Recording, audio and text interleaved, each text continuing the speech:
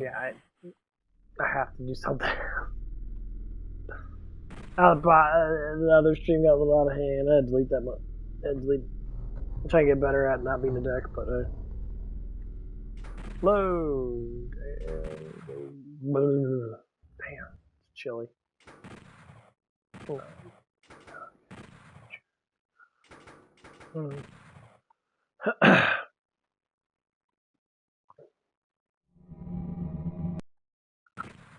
Yes, I always go back to this game. This game is incredibly fucking easy. And things die. Games back then are so much better. Point and shoot. It makes it way more fun. People talk about the Doom a lot, and they say this Doom's not a good Doom. Like, I had an angry video game nerd talk about the Doom thing. Oh, it's too dark now. I'm like, what do you mean? This game looks great. This is the normal Doom 64, and I don't think I have the original one, but this is basically how it looks. You know, they didn't do any changes with that. It's amazing. Look at this shit. You cheat. Cheating's fun. I like cheating in these games, because it's supposed to be fun.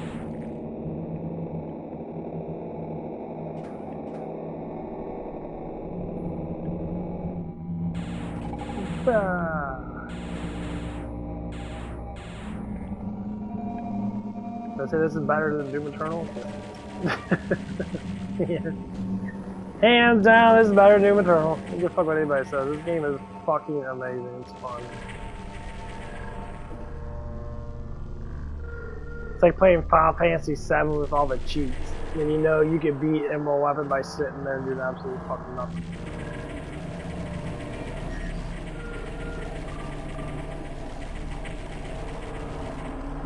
Beautiful. What I do with my Duke Nukem 64 is get all weapons and shit and run around. But they changed that game. They got rid of Duke Burger and all that shit. Which is stupid. This game was super popular when I was younger, though.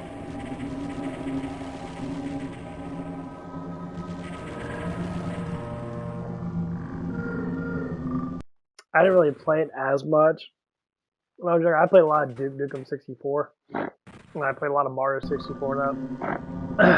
I was in like Shining Force now.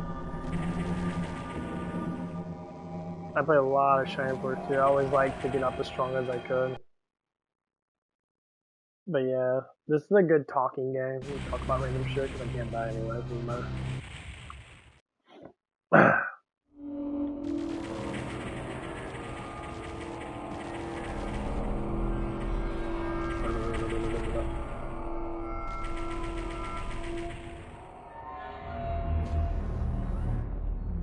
Welcome to the party.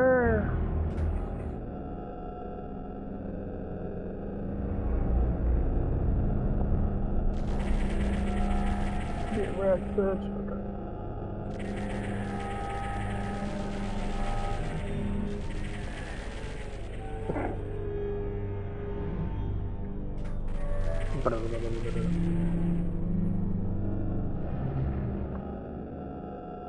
I can't wait to go to work. I am so fucking bored.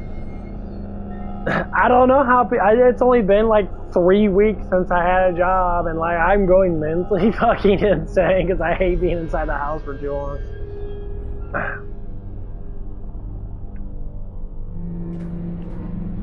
Where's that?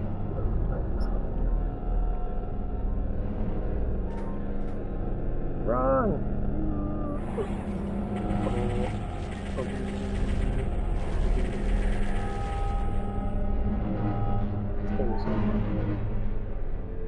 If no one hasn't played this game yet, I suggest you play it. This game is amazing. Play it with cheats, way more fun. You play it normally, but this game is really fucking long though. There's like 30 fucking levels. And each level is supposed to take about a couple minutes to do. Depending how lost you get or how many times you fucking die.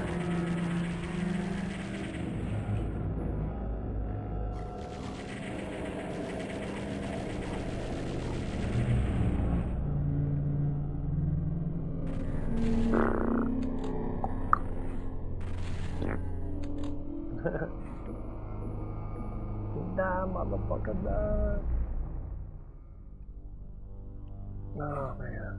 But yeah, it's supposed to be thunderstorming all day, and like I'm sitting there like, fuck me, it's supposed to be raining all day, it's supposed to be like a big ass storm coming through, so I get to deal with all the big storm stuff and that. I can't wait. I'll be sitting there, all I hear is thunder and wind blowing all over the place and that, and people freaking out and shit, and a tornado. I'm like, why are you freaking out for?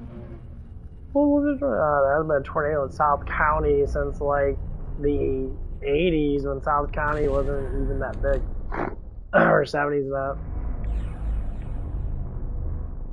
So you're not scared? No.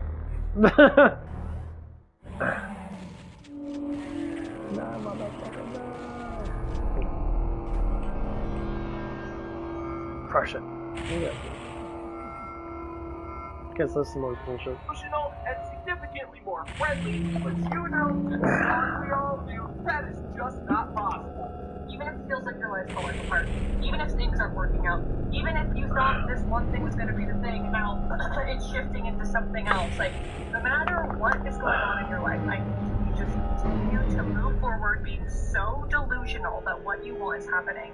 Because eventually, you will pick up momentum. If you can move through life with that much certainty that what you want is on its way, you're going to keep like making habits and taking action in that path.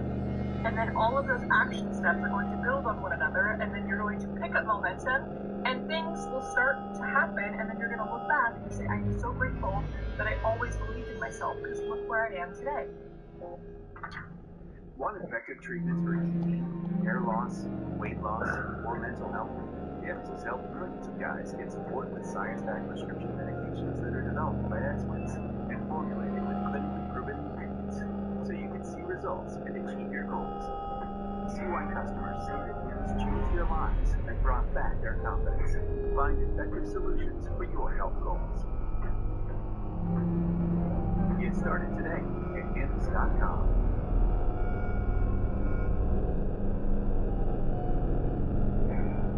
Love your grays, but want a more blended look? Keep watching. I tried so many products, but most of them gave me full cover. Great plan. Thank you. He likes your plan, G. Okay, so your step to success is just to be delusional and then just let everything else kind of happen. You're not taking any active steps whatsoever to improve your situation. You're just thinking that if you tell yourself that you're the best possible person to ever walk this planet, that things will just magically happen, huh? Yeah. Really don't think it works out that way, sweetheart. If you want to improve in your life, you're actually going to have to decide on a goal, and then you're going to have to keep working at it until the goal is achieved. Now, it's not going to happen every single time, and it's not going to happen right away, but if you're working towards it, then it sure as hell beats sitting around and telling yourself that it's going to happen. You don't feed yourself with delusion, you feed yourself with a purpose, and then you go from there. And this is just common knowledge, woman, and yet you want to sit there and just tell yourself that all of the good things are going to happen to you, and all you got to do is just sit and wait for all the pieces to fall into place. Well, go ahead and sit around, lady. You're going to be waiting a while if you want to do it that way. Good luck. If I could tell my early to mid 20-year-old self something, as a 31-year-old, very confident, very happy, I love my life so much, this is what I would tell her. Stop comparing your life and your timeline to your friends. When I graduated college, within a couple of years, all of my girlfriends met the love of their life, got engaged, got married, started having babies. Meanwhile, I was in unfulfilled relationships because I thought that's what I had to be doing, was finding the love of my life. I felt super lonely, and I would tell my therapist this, I would say, I feel like all of my friends have boarded this boat, and they're on this boat sailing away, and I'm stuck on the dock all by myself. Little did I know I was not supposed to board that boat because I was meant to board a yacht. Really? Oh, wow. So the purpose of your life was to board an overpriced boat that's typically owned by people who got their money through unscrupulous means and typically use that yacht as a means to exploiting women for some of the most disgusting things imaginable, huh? Yeah, okay, sure, why not? Now, the reason why you feel left out in this whole mess is because, well, frankly, you were. You went after the wrong man. That's why you kept finding yourself in unfulfilling relationships. Well, either that or your standards are too high. We have no idea how much of your story is actually true because you will never tell us the full truth, just enough to keep people engaged and make you look like the empowered victim that you truly are. What I find incredibly interesting is that you would want to tell your early 20s self that you're meant to board a yacht, like not to invest in Bitcoin or to do anything practical, but to just know that you are about to become a rich person's plaything with your life. That's a great goal there, sister. It sure as hell beats having a good man in your life with a couple of kids to keep the species going, but hey, your life's the way, sister. Had I done what all of my friends were doing, I never would have moved to New York City, my dream city. I never would have gotten my dream job. I would not have made the incredible friendships that I have today. I would not have the unshaken... Knowing that she moved to New York City is telling me that you're a fucking idiot and that no man's gonna be with you because you're probably a fucking liberal. And conservative men don't like dating crazy bitches that are liberals because yeah, bitches are crazy and you're liberals, and liberals are terrible fucking mates. Yeah, I'll say it again. Liberal women that believe in nonsense garbage are terrible fucking mates.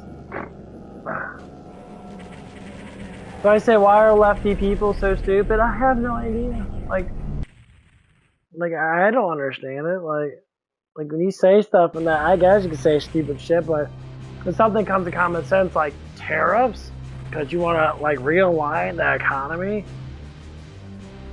lots of people say it's gonna get more expensive. It's more expensive because the tariffs are on us, you fucking morons. It's on us. We're the ones paying out more money to get goods to come in. That's what tariffs do. That's why you're fucking stupid. So if we do reciprocal tariffs on them, since everyone wants to do business with us, we'll make a good amount of money. We don't do reciprocal tariffs. We're doing only 10% on everybody. Because we don't import into their countries that much. They import into our countries. So why the fuck are we paying extra taxes and shit on tariffs?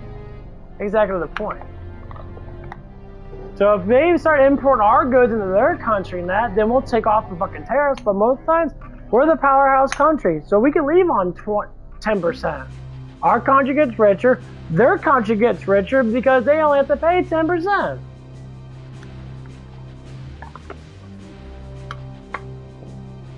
Like, it blows my mind how dumb people are. Like, dude,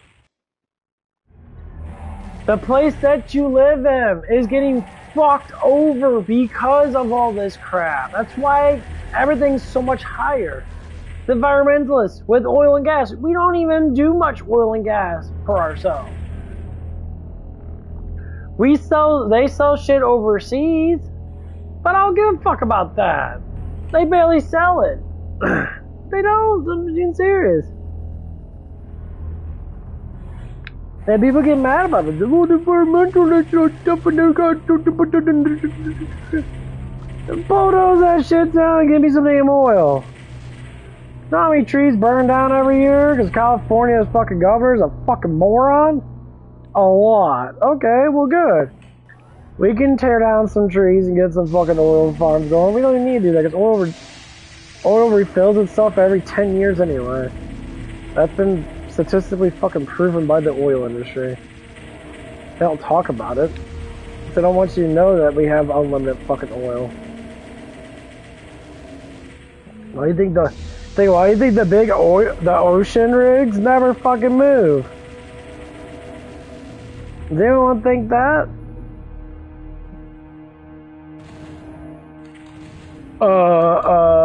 Guys, the world is renewable. The world is 100% renewable. Everything's renewable. Metals, everything's renewable. All of it's renewable. Diamonds, all of theirs, they constantly are there. They constantly recharge themselves.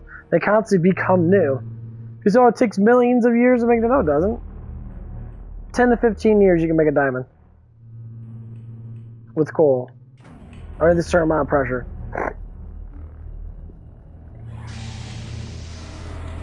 Why do I want to tell you this stuff and that? Because it took millions of years. There's only so much. The world hasn't been alive for a million years, you moron. It makes no sense. Being alive for millions of years Then why the fuck are we still living with the bullshit?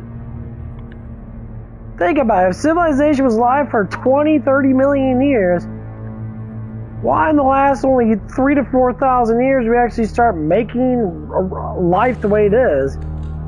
If we had that much motherfucking time, we'd be out in space. Oh, wait a minute. We can't because it's blocked off by the foundation of heaven, which has strictly been fucking proven. So, yeah, you're retarded.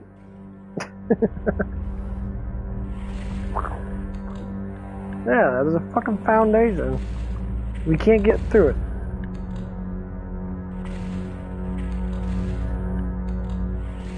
We don't have enough people living in this world, Matt, for it to be fucking...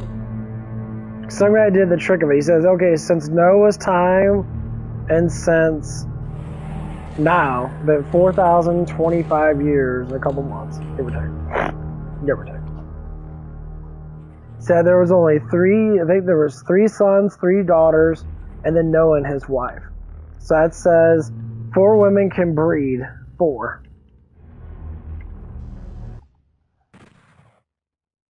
And they all breed with each other because the women, all the men could breed with all the women of that. Obviously they didn't do it like that, but you know, a lot of the women fucked Noah because Noah was the chosen one. So all of his stepdaughters banged him, which is, you know, something. Oh, that's gross. Well, they're not genetically prone. I mean, they're all genetically prone because they're all like incest is not a thing. It doesn't actually work like that. It's complete bullshit. Having 2 of the same bloods fuck each other doesn't do anything. That's a fucking lie, too. The way you think Royal's been doing. And there's so funny is that there's people with Down syndrome, they're not even the same genetics as the person. Find it kind of funny, right?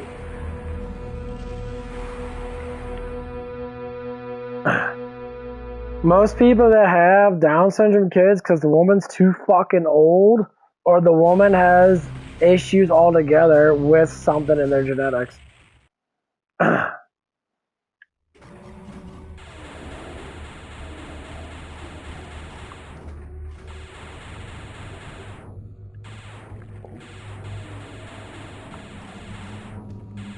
I never believe what doctors say half the time. Doctors don't actually tell you the fucking truth. They tell you what you want to hear. Unless you actually ask them. Well, there's 0% of that, so you guys don't even fucking know. Well, we're scientists. Yeah, scientists really don't know shit.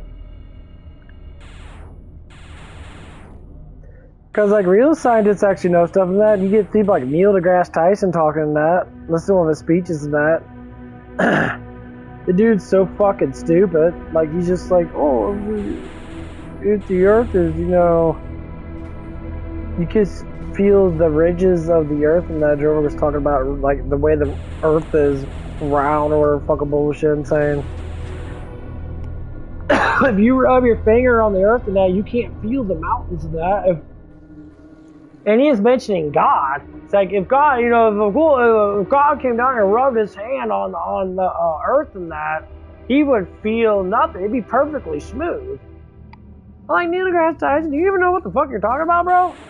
I think you just literally just say shit because you're a fucking moron. Like, I have no idea what the fuck you're talking about. Like, the way you talk, I don't think you even passed fucking, like, 3rd grade. I have no idea what the fuck you're talking. You tell that you're not intelligent, you say a bunch of gobbledygook shit that makes no fucking sense. You're not even a fucking astrophysicist, because astrophysics is a fucking lie of a fucking science. Because astrophysics is literally just a fucking math. It's made up hypothesis math. Yeah. It's all made up. They make up a bunch of numbers and that with a bunch of equations that they make up in that. They get paid hundreds of thousands of dollars to make up more fucking bullshit to say that they know something that they don't even fucking have no clue of. Best way to be a scientist. What? No bunch of fucking bullshit. It doesn't make any fucking sense. You try to make sense out of stupidity.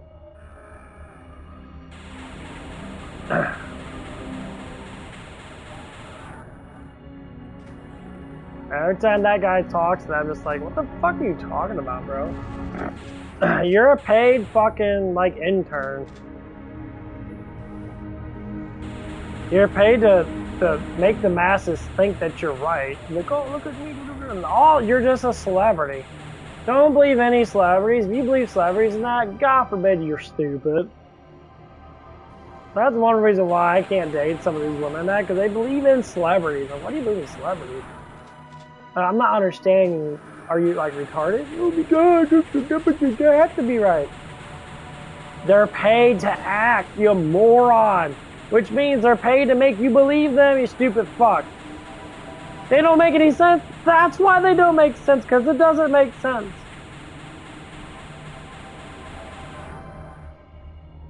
Jesus is the only one that makes sense. Okay? Jesus. He's the only one that makes sense. It's the only thing that makes any sense. Because it's literally the law. 10 commandments. Bam. Makes perfect sense.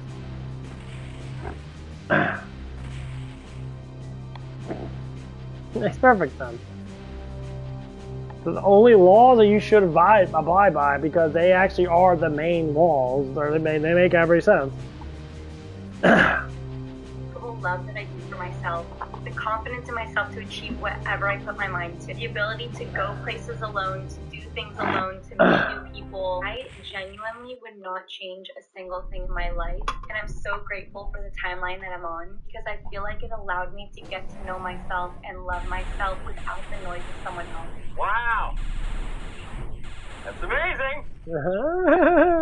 Okay, so you're over the age of 30, you have a job, and you're living in a city that you like, and according to your TikTok videos, you are still relentlessly dating. I mean, well, good for you, but again, why should anybody care about any of this? It is your life, and there was a part of you that actually did want to get married and have kids, because that is what your friends were doing, and you were the only one that wasn't. But then you ended up finding a therapist who would reinforce this idea that the key to happiness is just to date a whole bunch of different dudes, earn a whole bunch of money that you'll only waste on crap you don't need, and also to travel by yourself, which is one of the dumbest possible things that you can do as a woman in the 21st century. And considering that most modern women believe men to be incredibly violent psychopaths, I find it also incredibly interesting how women who travel alone think that it's some kind of a flex, when in reality it's incredibly hypocritical and profoundly dangerous. To have trust in myself that I can make it through whatever life throws at me, because I've had to do that. So if you're worried about your timeline, if you feel like you're behind, if you feel like you're alone, just remember you're not boarding the boat because you're meant to board a yacht. Nobody cares. Nobody cares. God, again with the freaking yacht. Modern women are obsessed with yachts more than they're obsessed with dudes beneath them opening up the doors. I mean, ladies, what are you gonna do with this yacht? It's a freaking oversized boat. There's not gonna be many places for you to walk around, and you can only sit in the sun for so long. But hey, if it's your goal in life to hang around a bunch of salty seamen, then who am I to judge? Yes, I get it. The yacht is a gigantic metaphor for all of the good things that are supposed to happen in your life. Why are you still waiting for that yacht? You would think that if you're happy and confident, doing all of these wonderful things, that you would already be aboard the yacht, but you're still waiting for it. So what exactly are you waiting for, woman? You flexed off so many things. You live in New York City, you have an overpriced apartment, you have a job that you like, you have friends, you have all of these things, and yet you're still waiting for the stupid freaking yacht. What is aboard this yacht that is more important than maybe having a good man in your life and starting a family? Well, I have no idea, but that's because you don't know either, sweetheart. I don't know! I'm so confused anymore! I'd like to take a moment to say thank you, comedy, and I hope I've earned your subscription today. I'm 32 and I've never had a boyfriend, and I can say this as of yesterday officially because it was my birthday. A common question I get when I mention never having a boyfriend is why? I'm going to lay out a certain scenario that literally explains why being a single person in today's society has become beyond difficult and has us all losing hope every single day. So I'm standing at the bar with my two friends and I'm trying to take a selfie of us at 0.5 literally on my iPhone. This guy sees us taking a selfie and he's like, oh, like, do you want me to just take your picture? Yeah, sure. Watch this. Hey, guess what's coming to resident? First off, you're 32 years old and you're still going to a fucking bar, bitch. Grow the fuck up. That's why you don't have a man, because you go to a fucking bar. whole bunch of single women that don't fucking actually really probably appreciate you because they probably all make fun of you that like most women fucking seem to do.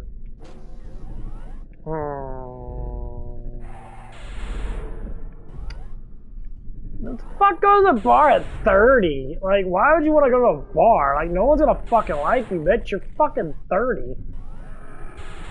And you just said you never had a boyfriend. Huh? So how many dudes did you sleep with then? I love when women get upset when the guys ask how many guys you fucked. They're like, wait a minute, why you need to know? Because I like you enough to know, but knowing that you're saying that is telling me that that's been too much.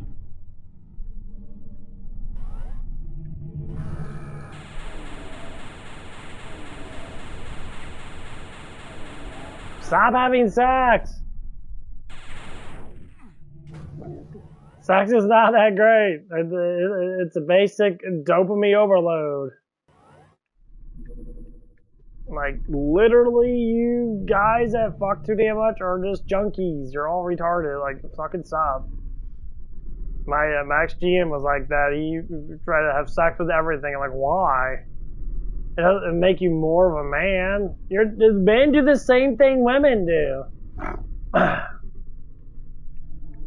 They want to fuck everything. Like, why? Because you make me feel good. Oh, you're a fucking retard. Just stop fucking everything. I have more fun playing Doom 64 than I would be with a fucking woman. Why is that? Because I can control what I can do in this game. With women in that, it's hard to control anything. Because they think if they can, they're like my dog wanting a fucking treat for going outside taking a shit. That's how I think about women. I don't think they want a treat because they did something good. You know, they think just because, you know, they spread their legs and they gave you the dynamite in between those legs, it literally is absolutely pointless.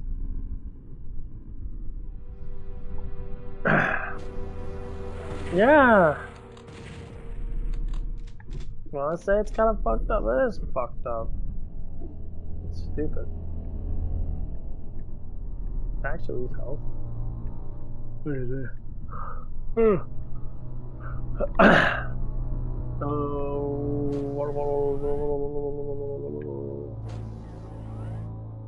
Okay. But yeah, it's like, listen to all this bullshit, man. And 0.5 literally on my iPhone. This guy sees us taking a selfie and he's like, oh, like, do you want me to just take your picture? Yeah, sure.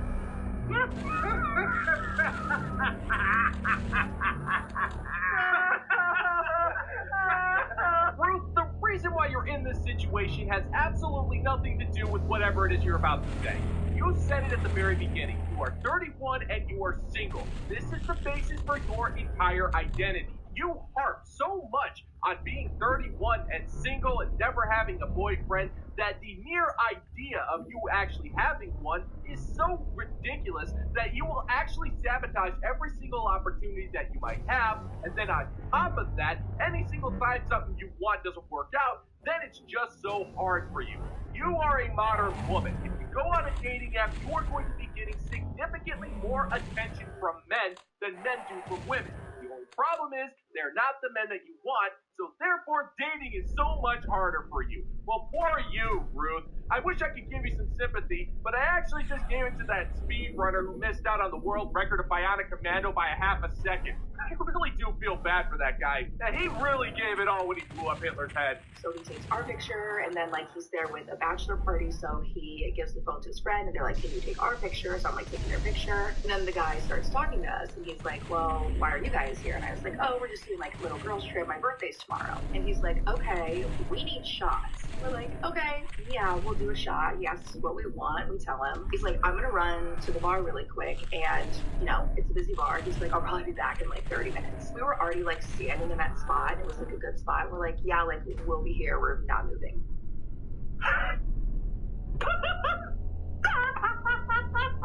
Like I said before, why are you at a bar at 30? Like, yeah, there's a cool ass bar. It's called, I can't remember what it's called. It's a really good bar. They got really good bar food. It's always busy as fuck. I've only been there maybe like fucking like once. It's always busy. There's a big ass fucking line of like 20, 30 people in that.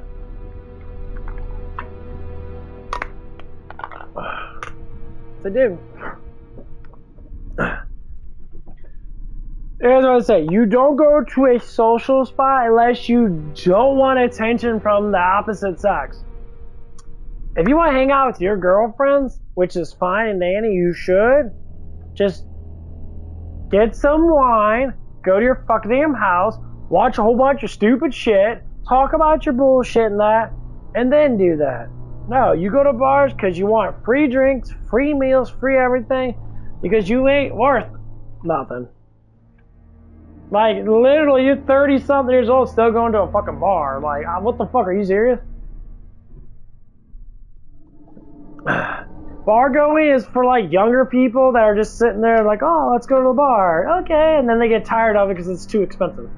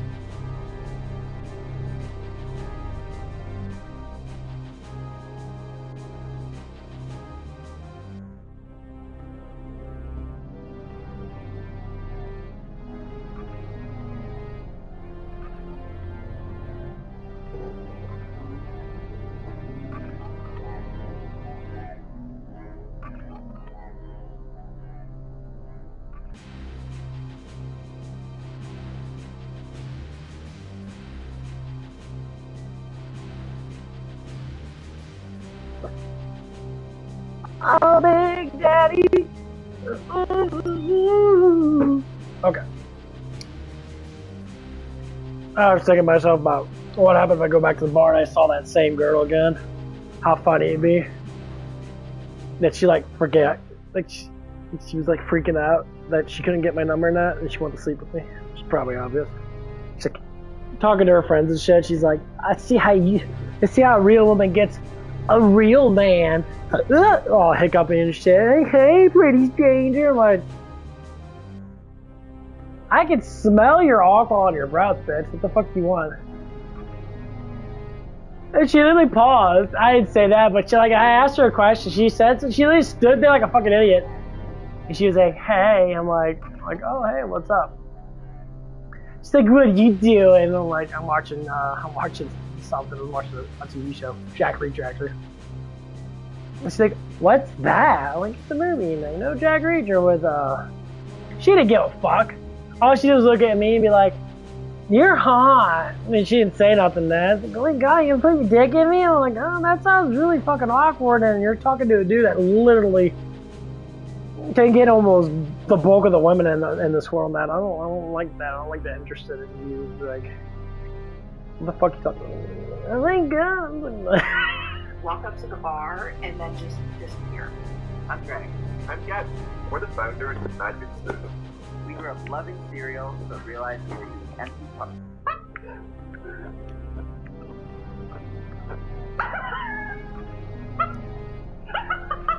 Ruth, you literally just described your problem. You have been going to bars consistently for 10 freaking years and nothing has ever changed. Now, yeah, some people do get lucky at bars, most people don't though. But you're trying to say that it's so hard for you to be single because guys don't buy you drinks? It's 2025, Ruth. Nobody's buying drinks for anybody anymore. Why should we? You expect that of men, and men are putting up with it because what would they be getting in return? Some woman who doesn't know how to stop bitching about how she's 31 and doesn't have a boyfriend. What kind of company could you possibly keep? Now, this guy here was part of a bachelor party. His buddies were probably heading over to the next bar, and he wanted to keep drinking, but he's not going to ditch his friends just so he can spend extra money on buying you drinks because you're insecure that you've never had that single girl experience of some simp buying you a shot. It's just not gonna happen for you, Ruth. That man has priorities, and none of which involve wasting his money just to get you drunk. I didn't approach the guy. We didn't approach the guy. We didn't ask the guy to buy us shots. The guy asked why we were there. I said my birthday. I don't expect you to do anything. I didn't even need you to take our picture. Like, I love a good 0.5 selfie. On top of it, like, after you tell a girl on her birthday you're gonna get her a drink, you walk away. Like, it wasn't even a regular day. Like, you did that on my birthday. Why am I single? Because apparently I missed the jump in 2018 when I should have found someone and settled down. Now I'm in this new generation of dating, and it's testing me.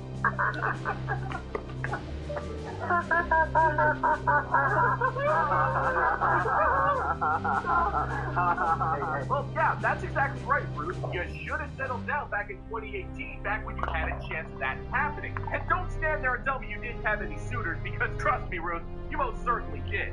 The problem is that you wanted to focus on partying, going to bars, drinking, and racking up a good old-fashioned body count. And there's no sense in denying it, Ruth.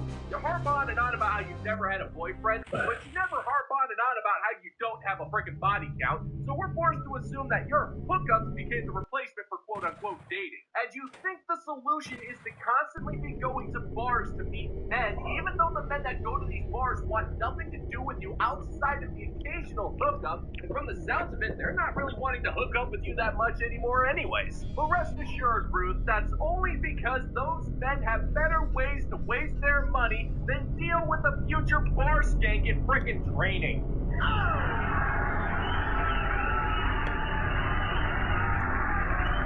And that's gonna do it for today's video, gentlemen and gents. And as always, if you find the... Did you know you can build muscle even while you're sleeping? Let's uncover the secret to optimizing your bedtime routine to boost muscle growth. TestroX is a... So I'm 26 years old, almost 27, and I have never been in a serious relationship. I never had a boyfriend, never been married. Even both my proms, I went to both of my proms by myself. I was never asked out, on a date to prom or anything like that. And this could be a red flag about me, but it just was never the right time. just have never had anything go past the talking stage. It's just been like guys who either just didn't want to commit to me or it just didn't work out.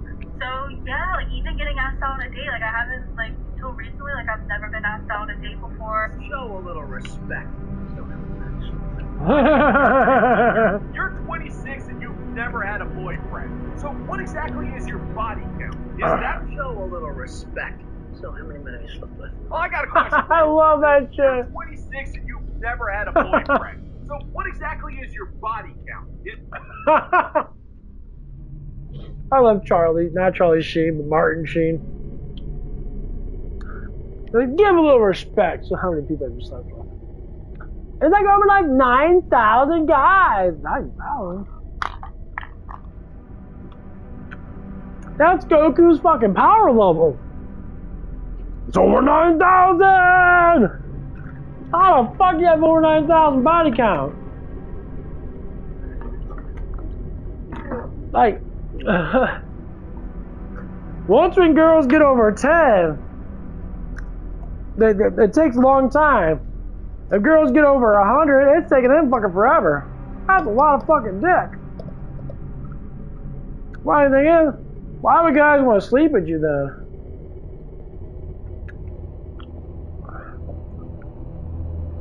And then one guy fucked 100 fucking dudes.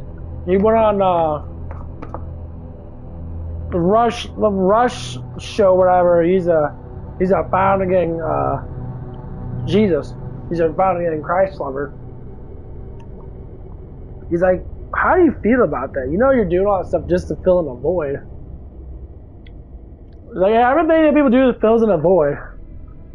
Christ, the Lord Savior, Jesus Christ, the Son of God, is the only void that needs to be filled is the Holy Spirit. Because if you don't have the Holy Spirit, the sin of the world will fill that void for a temporary price of your soul. So when you have the Holy Spirit, it fills you with joy, it fills you with happiness, it takes away the negativity in your life. How to get the Holy Spirit? Is to pray and give the one true God, Lord Jesus, everything you can give him, and he'll give you total peace. You can still be a dick. The personality's not going to change. You just have internal peace. You act like who you are. You are going to be, or you say you be who you are. Acting is stupid, but you know.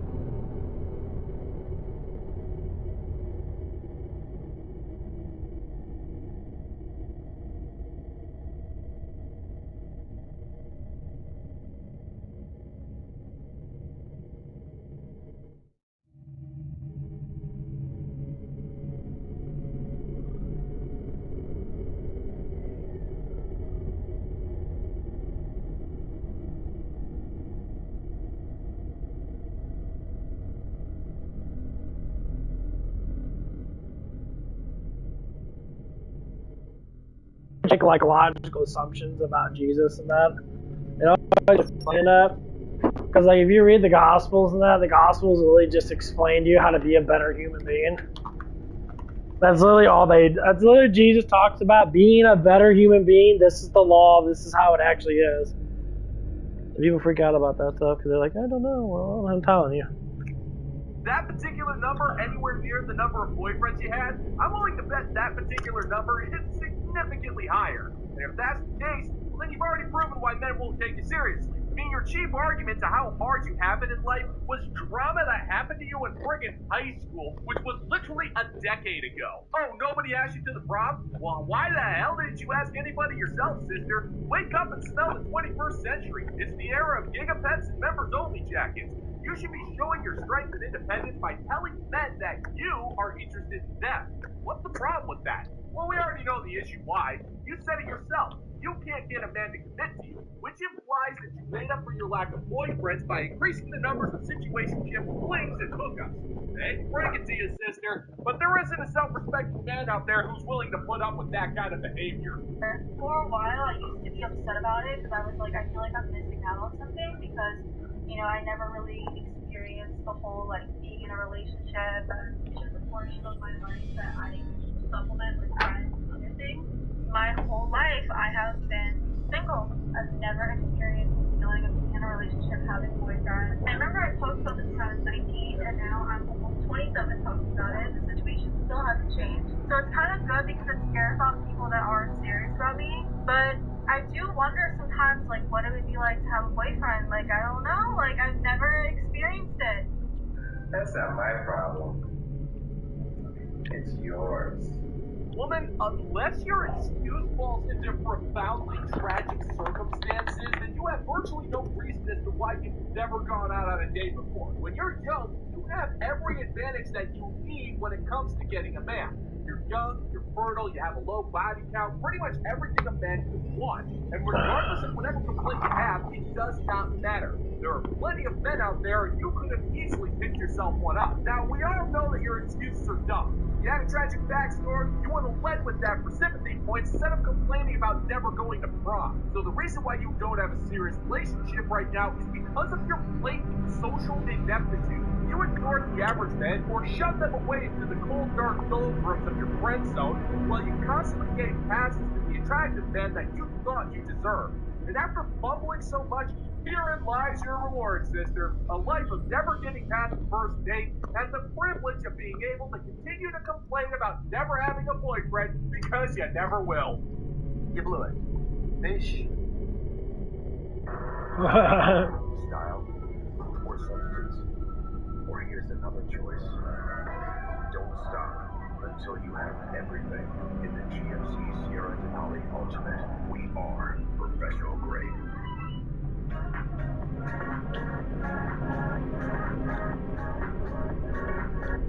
You blew it. Fish.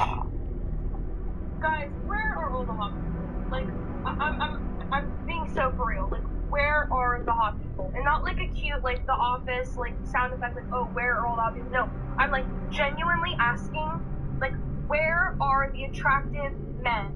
I just caught myself smiling at my phone at a TikTok of an attractive guy. Smiling at my phone. And then I had to step back and go, how deprived are you of seeing an attractive guy? Man, you are one pathetic loser. That's sad. Lady, the only thing that you're deprived of is reality. You live your life in a slew of TikTok videos, Instagram posts, and movie clips of shirtless actors because you lack the attention span to watch anything that's longer than 3.5 minutes. Now, those men, who I can only assume are, for all intents and purposes, built like Spartan gods, are incredibly rare, which is why you don't see them out in the wild very often. But you have consumed so much of this crap that it's warped your tiny-ass brain into thinking those men are the Spartan gods. Average, everyday men are getting bigger. Bop, bop, bop, bop, bop, bop, bop. Men makes up the majority of the population today. I'm getting a lot bigger though. You're frustrated to the point where you'll damn near do anything to look at a guy, which, okay, fine. Go to a male strip club. There's plenty of dudes like that there, and if you pay them, they might actually give you a little bit of attention to boot. So, problem solved. Thank me. I'm just trying to get you to shut up about your delusions. And I don't know if this is like where I live or like what I'm doing, but like I cannot tell you the last time I saw a guy in person and I was like, oh wow, like I hope he approaches me or we make eye contact or whatever. Literally eye contact? That's how bad it's getting? So like I don't know if it's like a me thing or if it's like our generation. I'm 23, I know I look younger guys, but I'm literally 23, like I need like something. Like I'm just sitting here like totally speechless because I'm really trying to think back to the last time I saw a guy and I was like, oh wow, I can't think of one. Is this just me? I bet you if you weren't fat, bitch, you probably have some fucking guys that approach you that you want to have the reciprocal of a Spartan god on your side that has a 15-inch dong. that throws you on the bed and just tears your ass up and that. That's every girl. Every girl wants that guy. Every girl wants that guy that when his dick goes above your fucking forehead and you'd be surprised because all you see is gigantic balls in your fucking mouth. You're like, what am I supposed to do with that? And he talks to you with a Batman voice. Probably going, you know you can. Hold on, let me get the voice. You know you can take it. You know, like you did the voice. I just want to tell you that you can take it. Take it real good. All 12 inches. No questions asked. You put yourself in this position. Bend over. I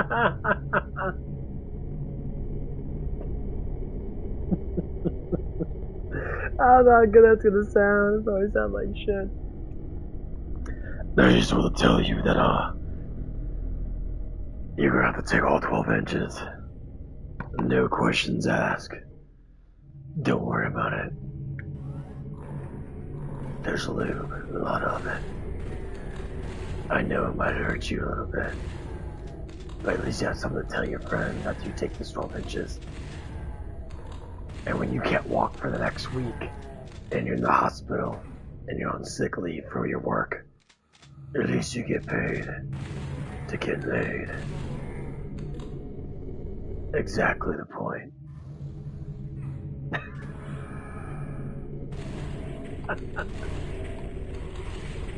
This will tell you that, I'm Batman. Dude, that ain't like those. There's been a huge crime on the scene. Lots of women in wheelchairs. I don't know what's going on. There's something going on nowadays. What's going on? Oh, we figured out. There's a dude with a really big dick banging all these girls now. Oh, they're all a bunch of whores anyway. Oh, wow, you didn't care. You shouldn't care. I'm Batman. Just want to tell you that. Don't get confused by the bullshit. You know when a guy's hot, when you can fart right in front of a girl.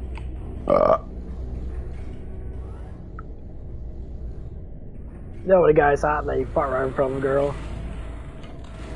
And the girl doesn't even flinch. Oh god, fucking hiccup.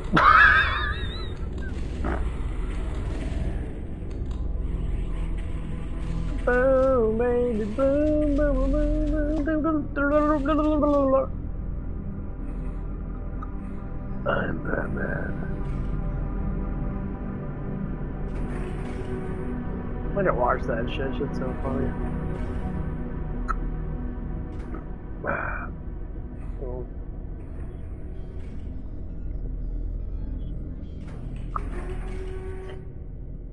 I just learned a lot by fucking around with a girl of my age, how bad it is. It's fucking bad. It's terrible out there, like.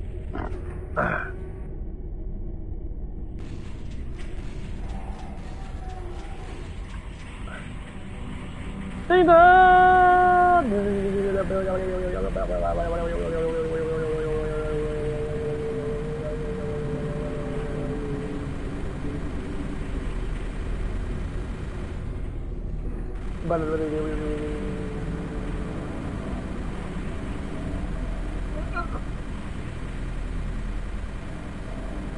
I love that gym and that. That was fucking hilarious. This one girl was really doing like pull-ups and that. This is how women always seem to do it.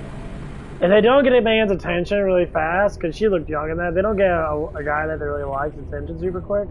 They sit there, they'll try to work out in front of you and be like, oh my god, you're helping me out. They'll like accidentally like bend over really heavy in that and have their ass in your fucking face. I don't think women know how to approach men at all. Like, I don't think they just don't understand. Like, I think when women talk to other women and that, they're like, approach a man, let's fucking throw your ass in his face. Oh my god, it never works.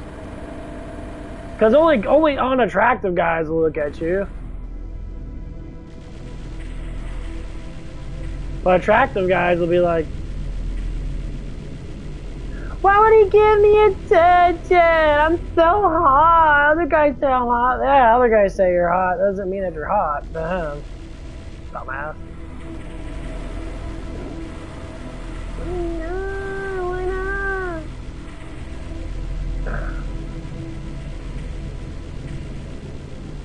I say, why so?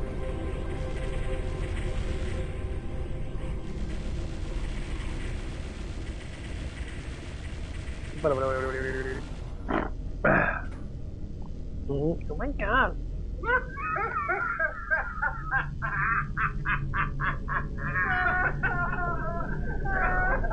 Jesus H, tap dancing Christ on a pogo stick. You're 23? My God, woman, what have you done to yourself? You're acting like a 31-year-old broad and you look as such. Meaning you're freaking out over something that's completely absurd. Those types of men that you're talking about make up literally less than 1% of the total male population. And you want them to make eye contact with you? Lady, those dudes don't even orbit around the dumps you hang out. They have their own spaces because they are that rare. Meanwhile, you're openly bashing the remaining 99% of men for not being beautiful enough for you. You've already set yourself up for failure as it is, and trust me, sister, that's one department where you don't need any help. The only thing that will satisfy you is a straight-up underwear model, but you're forgetting a key detail. If a man is truly built like that, then he has his pick of the litter with women. And I hate to break it to you, sister, but if that man decided to choose the brunt of that particular litter, he'd still be way hotter than you.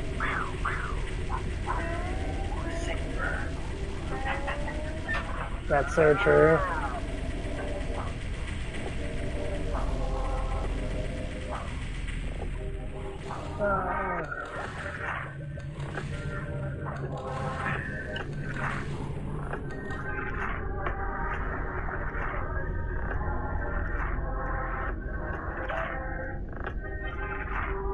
I ain't gonna lie, G Fuel's getting fucking big. It's a G Fuel commercial.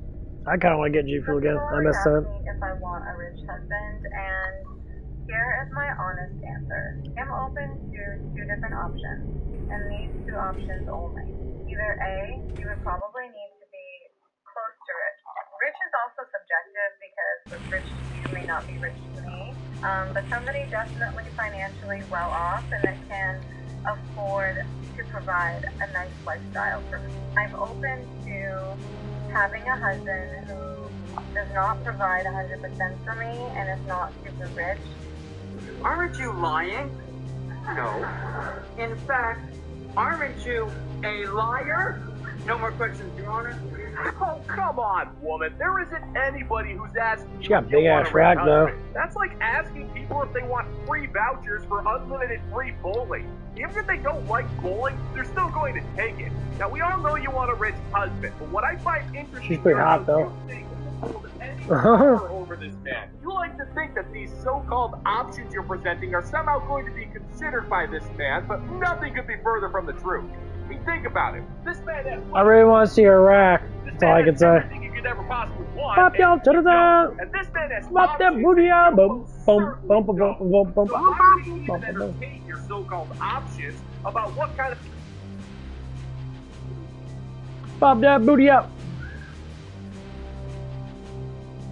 Shake that nasty shit, Cam.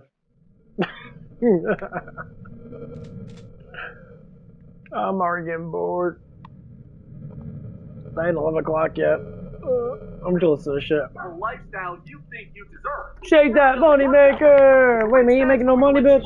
Life, you better damn well be ready to provide something and make yourself a viable option for him. Because he's the one with the power here, honey, not you. However, he would have to be fully supportive.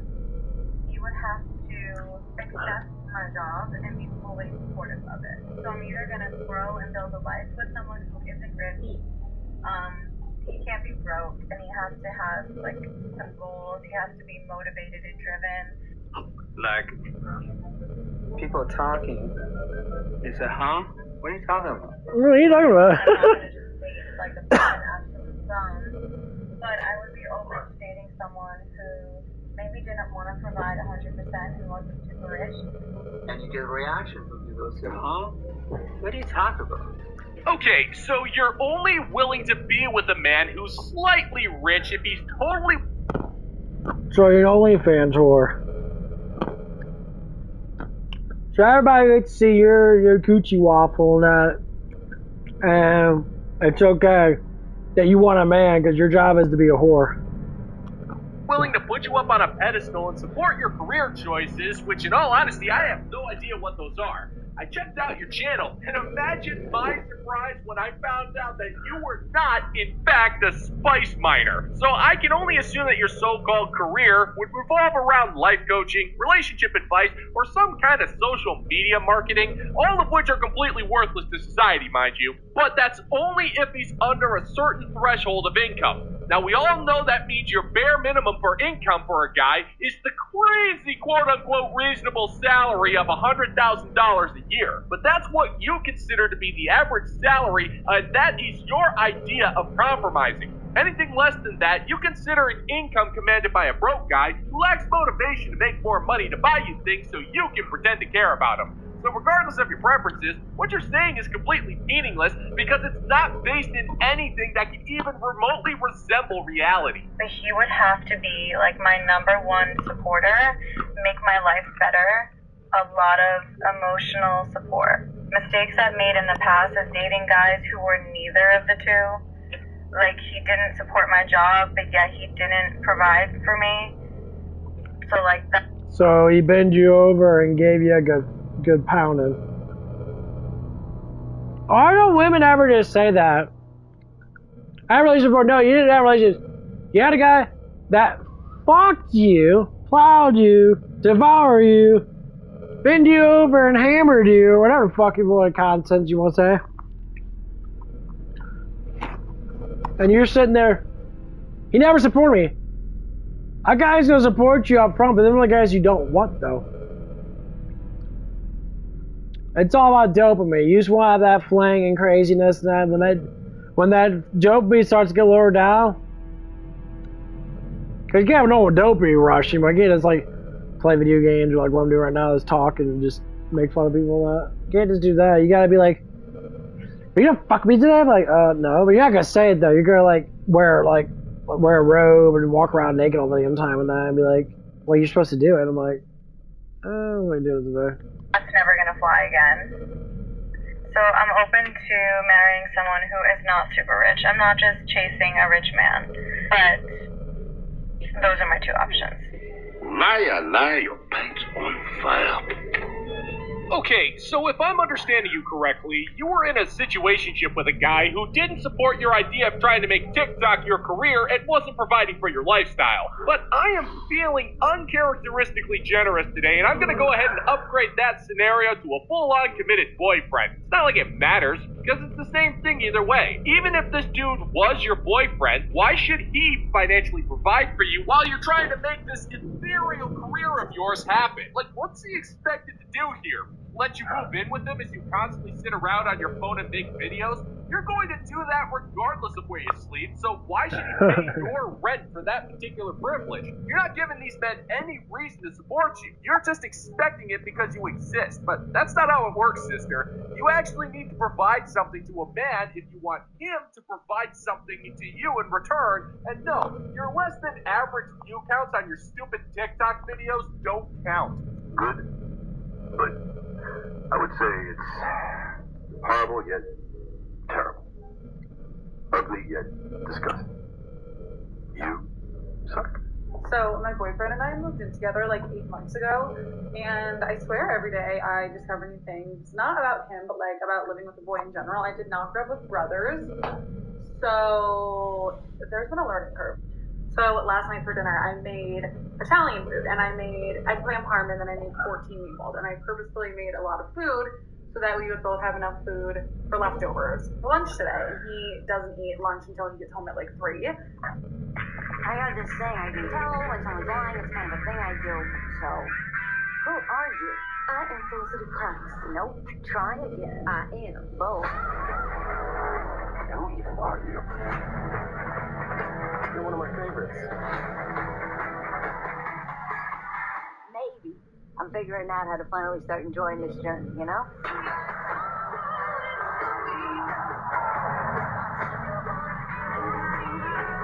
Look me in the eye and tell me that you didn't kill her. We would both have enough food for leftovers for lunch today, and he doesn't eat lunch until he gets home at like 3. Woman, I'm about to give you a nickel's worth of free advice here. If you're in a committed relationship with somebody, then you can refer to that man as my boyfriend or my man, but you should never refer to that man as a boy, because he's not a boy. He's a full-ass grown adult. He owns the house, he owns his own car, he pays his own bills, and tolerates your pathetic attempts at emasculation. It also implies that you're somehow more superior or more mature or just all around better than this guy, as you are a woman and he is just a boy. You don't get to make that distinction, especially when you feel the need to complain about petty things on TikTok. And also acting like men are these incredibly strange creatures that are impossible to figure out is just kind of insulting, because in reality, most men are not that complicated. But you can't accept that, which is why you feel like every single thing a man does is this fascinating discovery into the mysterious world of men. It's also pretty insulting, especially when you're trying to unnecessarily put this guy on blast over something as meaningless as leftovers. So I know he hasn't eaten any today. I just checked the fridge because I was like, oh, like I'll have 2 meatballs before I head out the door. I made 14. I had 3 last night. They're all gone. There's none left. This man ate 11 meatballs in one sitting. They weren't huge, but they also weren't small. Is this normal? That is a lot of beef. Oh, for you. Well, to answer your question, woman, sometimes it's normal, sometimes it's not. But considering you're a modern woman, that must mean that this man must be both financially successful as well-built. So it stands to reason that he's going to need a significant amount of protein in order to keep his physique to your standards. Plus, he's also burning a lot more calories than you, so yeah, he's going to be eating more. But that's not the issue here. The issue is that you seem to be more upset that he didn't leave you any meatballs for lunch. Now, I have no idea if you communicated your leftovers plan with your man, but considering that you refer to this guy as a boy, then it stands to reason that telepathic is your preferred form of communication. And instead of having a mature adult conversation with this man, you posted on TikTok where you're going to get a whole bunch of bitter broads who are going to tell you to break up with them because he wants to watch you starve because he ate a whole bunch of meatballs. Odds are, you're going to listen to them more than you'll listen to your man because you respect the opinions of strangers more than you do your own boyfriend. Just want to take a moment to come some way to get the good old-fashioned... For him too, so let's talk about it and let's learn from it. So I was shopping at a mall alone, and I quickly realized that I was being followed by a man because I noticed him staring at me, but I didn't think twice about it because I just thought he was staring in my direction, not at me. But then when I noticed he started following me around the store, that he was actually following me. So I decided to leave the store, and the goal was to get to the security kiosk, just to be like, hey, I think I'm being followed, can I just stay here until he leaves, sort of situation. And lady, I'm already finding this story to be incredibly difficult to believe. Now, we're taking your story at face value. You're saying that there was a man who was following you and stalking you in broad daylight in a shopping mall. Now, you're also assuming that this man is staring at you, and you're practically pinky promising that this is the case, which is awfully convenient that whether or not these things happen, it's always a creepy man who just so happens to be staring at you, even though you provide no evidence for this. There's no video, considering you'll take video of everything, that's what I'm telling you, and there's no pictures. You can't live your life without taking endless amounts of selfies, so again, it's not really working out in your favor, and there's no real proof to show that what you're saying is genuine. And even though what you're saying is true, then what's the freaking problem? It's daylight hours in a shopping mall. A man would have to be monumentally stupid to try to abduct you in such a way. And it's pretty much come to the point where an unattractive man can't even so much as be in the same vicinity as a modern woman without her freaking out over how he's clearly stalking her with the intent on doing her harm. Really does make a man feel good. But I didn't make it out of the store because I heard running coming up from behind me and a man yelling, excuse me, and it was him. And this scared me because I don't like being chased, ever. It fight or flight response for me, and for most people it probably will too. So, learning lesson 1, don't chase after anybody, especially don't come up from behind, because that's super scary. Then, he didn't introduce himself, he went straight into a conversation. He said, "Excuse me, I saw you in the store, are you a student around here?" And this was weird, because the man didn't introduce me, like, didn't say anything, didn't ask for my name, he asked if I was a student. That's many fish. But it's not a card. If there's one thing I cannot stand about these women who feel quote-unquote unsafe around men, is how they will use an incredible... I doubt that man ran up to you and said that shit. Number one, that sounds really stupid.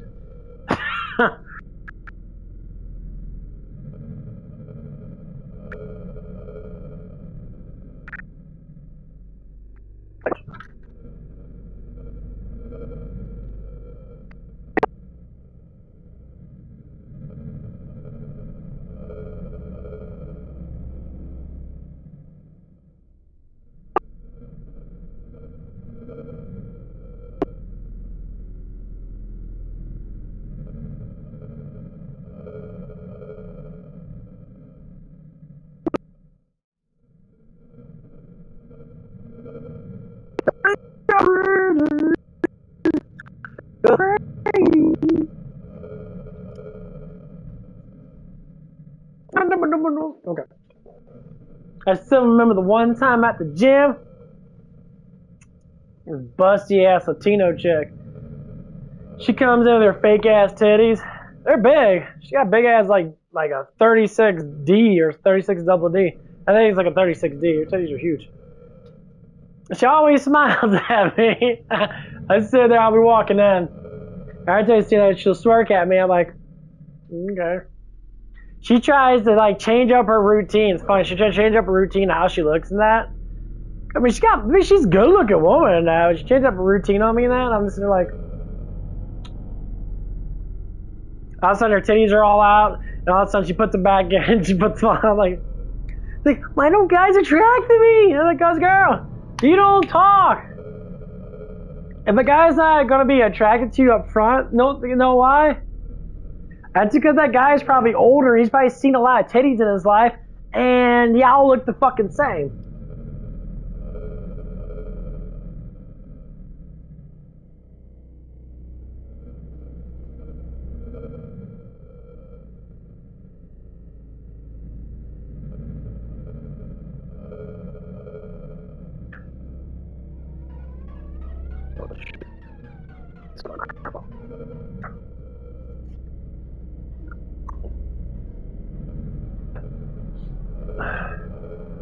But yeah, so like every time I see her come in, like one time I see her come in, she had a tank top on, and she had a sports bra on. So what happened is she took the tank top and put it underneath her sports bra, like underneath her boobs, because you know her boobs are fake as fuck. And she was walking around with her fucking big ass titties all hanging out and that.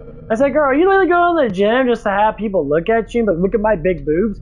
So I've noticed that a lot. Like I walk by these girls and that, like they'll lift weights and they'll just sit down and just have people approach them and be like, "Oh, this guy's hot, this guy's hot." Then if a guy's really attractive looking, and they like, you know, look around that, and they like look at you and that, like, "Oh, your butt's really big," and that, they're like, "The guy, you like me?" Like, girl, no one fucking likes you. Here's what it is. We like you? No. We like your tits, and we like your butt. That's it. We don't like you because I don't fucking know you to like you.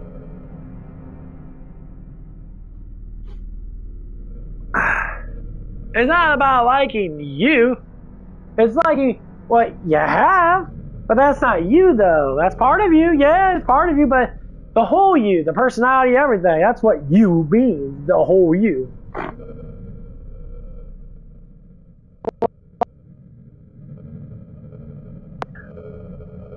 Yeah, because you always have them sticking out. Or girls with really gigantic squat asses, they wear those tight ass fucking pants, their booties are always fucking hanging out. That's what the one girl at my work used to fucking do. She used to wear, called gym pants, or super tight pants. She had a really big bubble butt. That shit would always be hanging out. He's like, and she told me this, because it was kind of funny. We had a good conversation about stupid shit. She's like, Like, I want to go to the gym to pick up guys. Huh? I'm hot, so guys should approach me. Like, guys don't approach you at the gym. Only guys approach the gym are the dudes you don't want. The problem is you've been with so many fucking dudes already at your age. You want to fuck more dudes. Well, when you fucked a lot of dudes already, you have to go older. You can't be with guys younger, but older guys like me and that are not going to fuck you. They're not going to have sex with you. We're going to look at you like you're not... You do stuff with you, like, okay...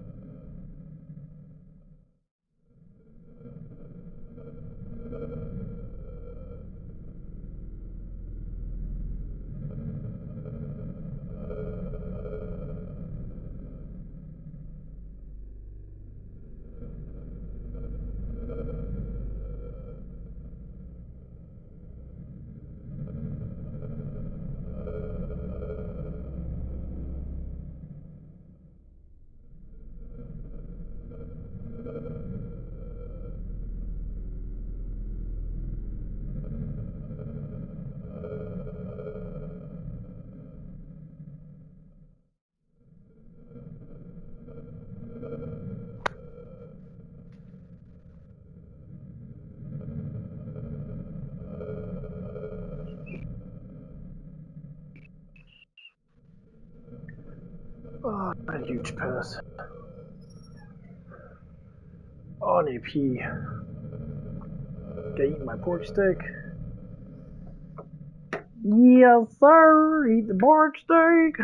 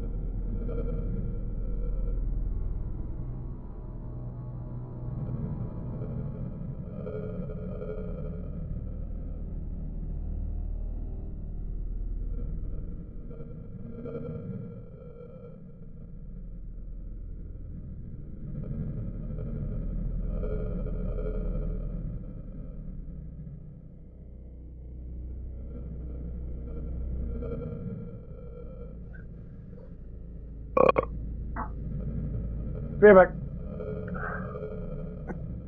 With doctored experience that is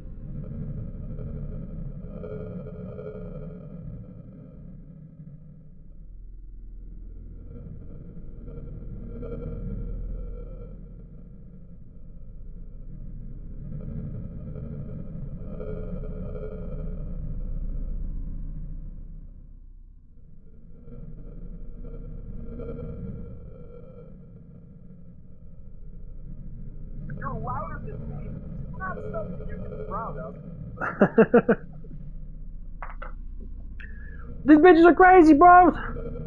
Broskies, the bitches are crazy. I don't know what's going on. They keep yelling at me. I don't know. I don't know what's going on, man. It won't stop yelling at me. I literally just walk into a room and I get yelled at. I'm like, who the fuck are you, bitch?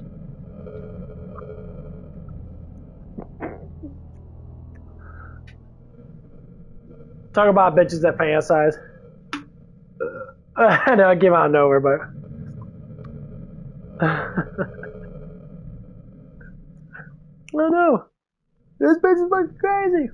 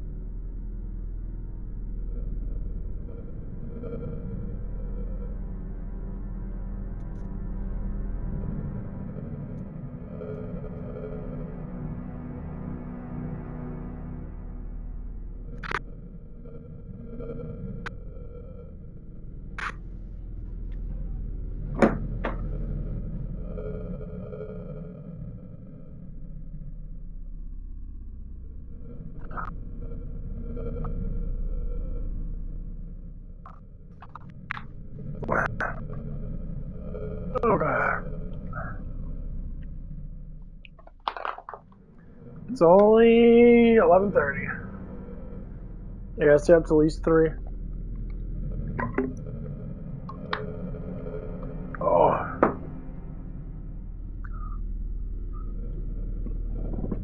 I need some more fucking water. Sound good though.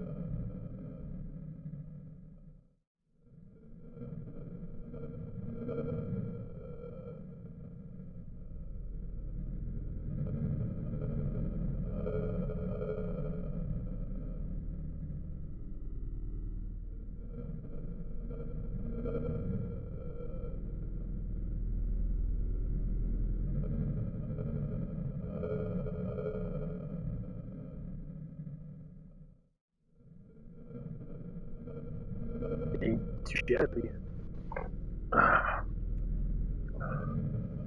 Okay. Protein intake number 2, pork steak. With the fat cut off of it, because I don't like eating a lot of fat. I always say this, a lot of protein at night before you go to bed.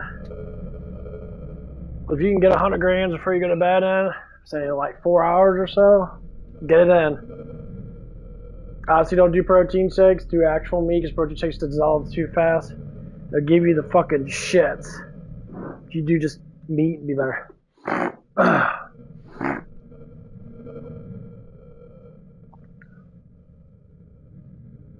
What the fuck, dude? I got fucking baby powder smell in my nose.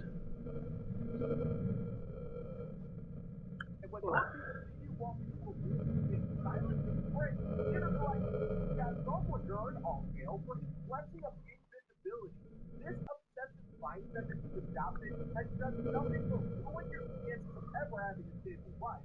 But if we're being honest, you don't want to. You just want John to protect you so you can find an excuse to find him unattractive and bitch about it online. That'll never happen. You want John more than John wants you.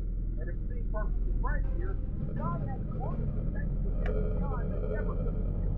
That's what because the man knows that putting the proper emotion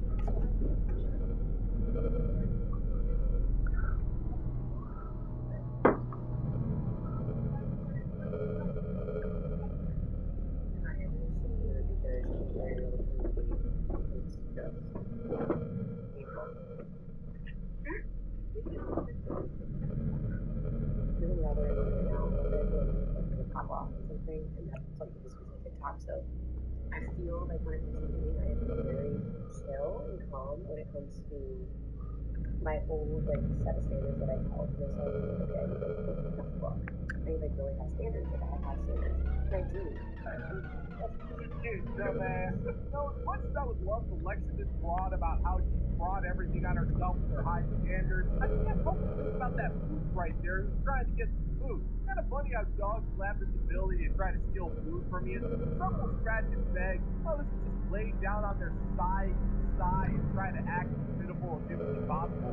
Or in your dog's case, she's going to try to take it from you because in some cruel act of fate, you literally set the beast and broccoli down within snout range. This is something you really shouldn't do. Now, my doggo, Gunnery Sergeant Thunderbolt K9 Space Marine, doesn't feel the need to do any of that. He just sits there, like the disciplined K9 Space Marine that he is, and he won't beg and say a word.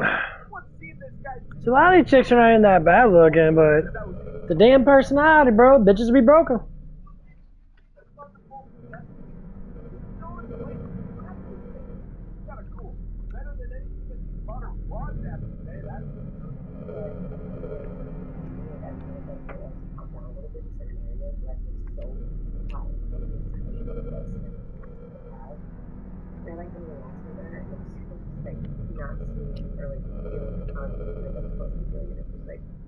Kind of upsetting from because not that I'm lowering my standards, I just feel like I'm opening up a little bit more and growing up, realizing that certain things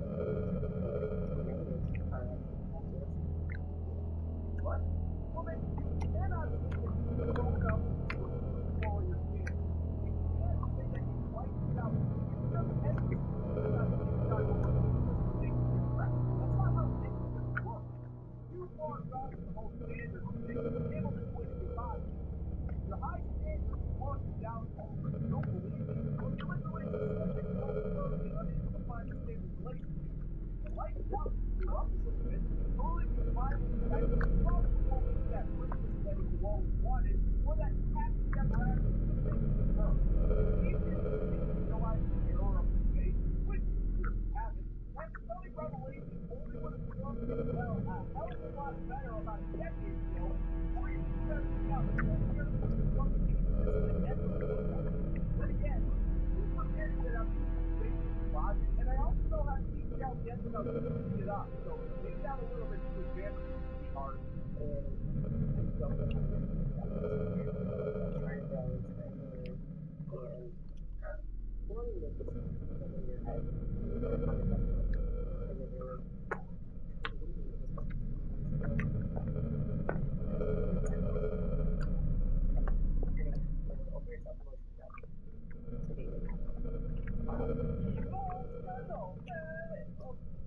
Exactly why you're never going to be able to get yourself one of those good men you're constantly complaining about.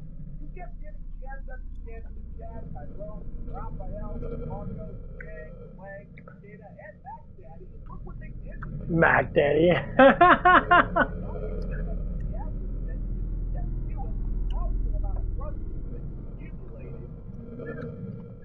Working on them yourself. Even if you found a good man that you were attracted to, which is virtually impossible at this point, how long do you think he's going to stick around as you constantly suspect everything he does and assume that he's cheating on you? You can't trust this man, then there isn't much he can do for you, sister. And that's what happens when you chase after Chad instead of just working with what you got within your own league. You end up eating Chinese food, by yourself in an apartment you can barely afford, with a dog who's just biding his time to strike and get some free eats while your guard is down. Want to give a moment to give some credit to the fine members of the Bounty Board So true. Patreon. Saw the guy walk past my car, and I put my car in drive and drove away. I literally just pulled over to tell this story. Matched with this guy on an app. Very handsome, young, seemingly successful, had 2 cute dogs, seemed super career-oriented. Like, we really seemed very aligned. And on his bio, he said he was politically moderate, which can mean a lot of different things to different people, but it definitely does not mean this. I'm sitting in my car, I see him walk past my car, my man is wearing a MAGA hat, on a first date. Well, what did the police say? Alright, woman, I couldn't care less about your politics. And in fact, I actually respect your right to vote in any way that you see fit. But the funniest thing out of all of this crap is how you claim to be the tolerant and accepting one, only for you to turn around and publicly condemn a man for supporting something that you don't. Now, I hate to break it to you, sister, but the kind of men that you desire, the pastoral, good-looking, well-built, business-minded, financially successful, usually tend to lean in a specific political direction that's typically opposite of yours. Now, it's your preference if you want to date someone who's in the same political alignment as yours. That's totally fine. But it's being a little silly for you to automatically assign the most negative and extreme views on a guy when that particular movement that he supports is rather attractive to moderate people who are sick to death of the current cultural shift that's been forced upon us for the last 20 years. And you would know this if you actually talked to them, instead of just judging them, running away from them, and then pulling over to complain about how you matched with one on a freaking dating app. And I looked closely, MAGA, maybe we have to agree again, bright red. And just, like, I don't understand the bait and switch. Why would you say you're politically moderate on an app and then show up in a MAGA hat? I guess just to, like, get a reaction out of someone, but, like, if that's how you're running your dating life, you're probably not having a lot of success. And again, like, you can believe whatever you believe. I can disagree with you. That is okay. Liar, liar, liar. But I don't want to date someone who's walking around in broad daylight in a MAGA hat. It's, like, low-key embarrassing. So anyways, that was a waste of time. I'm gonna get myself a little coffee, and we'll try again another day. Good luck. Woman, you can't pretend to be a loving and tolerant person when you're turning around and immediately assuming that a guy who disagrees with you politically is doing it with the sole intent of trolling you. Now, I'm willing to guarantee that this guy is having more success on the dating market than you ever could. This guy is confident enough to wear one of those red hats and not give 2 shits about what people think about it. That kind of confidence is magnetic. That is a man who is sure of himself and his convictions. He knows what he wants, and he's not going to take crap from a cultist who gets all of her news from blue-haired freaks on Instagram. Trust me, sister, he'll find what he's looking for because he couldn't care less about what the world thinks. Meanwhile, you literally ran away from him the second you saw him because a hat freaking triggered you. So answer me this, sister. When you're the one running away, and also still the single one, then who's the real dating failure? I'll give you a hint, darling. It ain't the guy in the hat. Right on, brother, I hear you. Man, I hear you. It's not the male loneliness epidemic, it's the unfuckable men epidemic. I am seeing way too many men that yak about this male loneliness epidemic and keep pointing the fingers at women and everyone else besides them. If you're lonely, make friends. Genuinely foster good connections. It's honestly not that hard. If you want to be able to date women, maybe be a respectful person. You know what I mean? Again, stay with me, guys. It's not that hard. And any excuse some of these people throw out, I'm not gonna fucking listen to. Well, I'm ugly. I have seen some of the baddest bitches show up to events with some questionable looking creatures. And you know what? We spoke to them and realized, oh, they're just funny and nice. And then it didn't fucking matter. What's that shit? It's a shit smell. Is that you? Smells like poo-poo. Lady, that story is as vague as you are full of crap. We all know just as much as... I love these women. But it doesn't matter that you're ugly. I mean, what does it matter? A broke, really hot guy that's gonna instantly fuck everybody he sees because women are just like full of blowjob. I've seen that happen with myself and with other men. The girls screw those guys because they're just good looking. And they make up stories to make it look like that they're not the one that's... No, you're just a whore. You do that, a man you think is ugly is a solid 7.5, which is significantly above average, and everyone else is just a friggin' loser. And you refuse to acknowledge that we're living in surreal times here. The division between men and women has never been greater, and one of the reasons why that's the case is because modern women refuse to listen to any man they don't deem attractive. And your immediate reaction to any reasonable argument he may have is just to call him a loser because he's not getting laid, which is not only a childish thing to do, but it completely proves the point that you're not willing to have a conversation about this issue, even though one does really need to be had here. We're reaching the point where the unstoppable force is about to slam into the immovable object when it comes to human pair bonding, and your response to all of this is to be condescending, rude, and unpleasant, which is fine. I have no problem beating fire with fire, but the only difference between us is that I don't presume to give other people generic and insulting advice when it comes to human pair bonding. Well, that and I'm funnier than you. And more talented, apparently. The bar is in hell. Okay, so if you're suffering from this alleged male loneliness epidemic, look inward, okay? Go to therapy. Work on yourself. Have good friends. It's not hard. Because I'm not suffering from that. I have amazing friendships. I have amazing connections with my family. Amazing job. I am not suffering from this involuntary celibacy that y'all are going through. I have options. I'm just not choosing them. You have no options and are screaming at the void, I can't get laid. That's a you issue. Stop screaming the shit out to the world and letting everyone know that you're a fucking loser who can't do anything for yourself. Because that's the most pathetic thing. Whoa. No, lady, the most pathetic thing is how you're the one who's constantly making this whole mess about sex and then making fun of the guys who aren't really having any. You think because you can go out there and spread your legs and score, then it's incredibly easy for any guy. And you're trying to say that your life as a woman of extreme privilege is on par with an average dude who somehow needs to take responsibility for every single violent thing that's ever gone wrong in the history of mankind. And never once has it occurred to you that there are several men with a population that's growing who have decided... I'll scream from the rooftops like this woman said. I'm never lonely because I don't give a fuck anymore.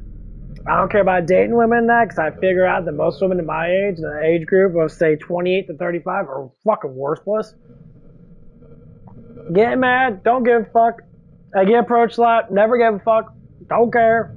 So, in the meantime, I work out, worry about my own survival, and I don't give a fuck anymore. If someone approaches me, cool, I'll give you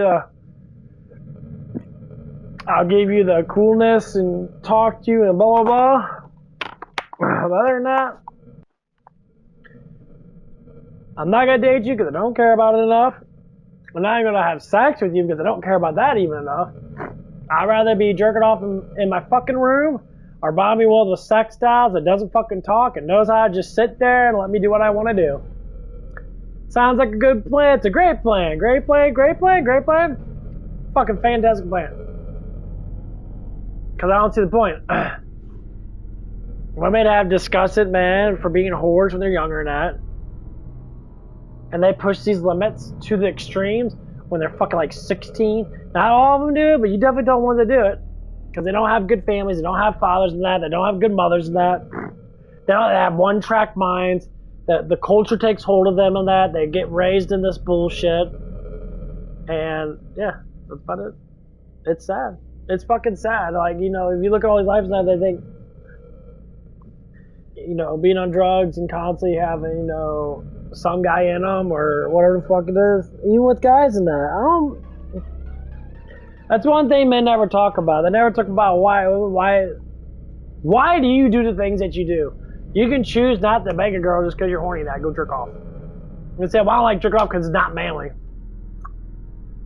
It keeps you from getting into bullshit with women that shouldn't need to deal with the bullshit as well as you deal with the bullshit. I say like that because it's the honest truth. Like, I don't do it at all. I had a neighbor down the street and that, you know, from the condominium. I live literally like not even like 100 yards away. She waved at me. I never really talked to her that much, maybe a couple times. She waved at me out of fucking nowhere. You know, I nodded at her or whatever the fuck it is. She had some guy with her. I'm like, I thought it was her boyfriend. I mean, I don't know, and I can't say I give a fuck if they just walk by. I'm like, why are you waving at me? You normally don't talk to me that much. Like, okay, cool, you know, you're being nice, being polite, you see me. But there's more. The only reason why you're waving at me because the girl down the condominium street, which is like 2 condominiums away from you, from the woman, has a crush on me because I see her all the time. She always smiles, waves at me. Oh my god, there's jealousy. And I got some cool ass old ladies up there, and they're trying to hook me up with someone. I love them to death. They go up there, it's like, yeah, we got some cookies. It's like, well, put in the work for me. That's like, oh yeah, we will. If we see him and that, you know, we'll talk to him that. I think the shit's starting to spread, and all these bitches are trying to get fucking frustrated because they know they're lonely, and they know I live literally down the street from here, like literally not even fucking 2 minutes of walking away. They're like, there's a good-looking guy literally like not even like 100 yards away. I'm like, you can just come over here and just like, what? Fuck me? Oh my god, really? I'm being serious. It's like, oh my god. My god, the condominium's gonna be nothing but a big old like fuck session. I'll be like, hey, give me $100. No, this shit ain't for free. I'm a gigolo now. Give me $100. This shit ain't for free. Okay. I haven't seen a thing happen yet, but I know something's coming. Cause I'm getting in really good shape in that. I'm trying to keep up on my protein, trying to keep up on my good workouts and that. And see what happens. And I start work tomorrow. I'm trying to stay up till 3 o'clock, so I can work 7 to 3 tomorrow. I don't know, I'm not gonna be too bored in that, but I know it's coming. I'll be sitting there doing tablet bullshit. Love it. It's gonna be like rain all day tomorrow. I gotta see what times it's gonna be raining that.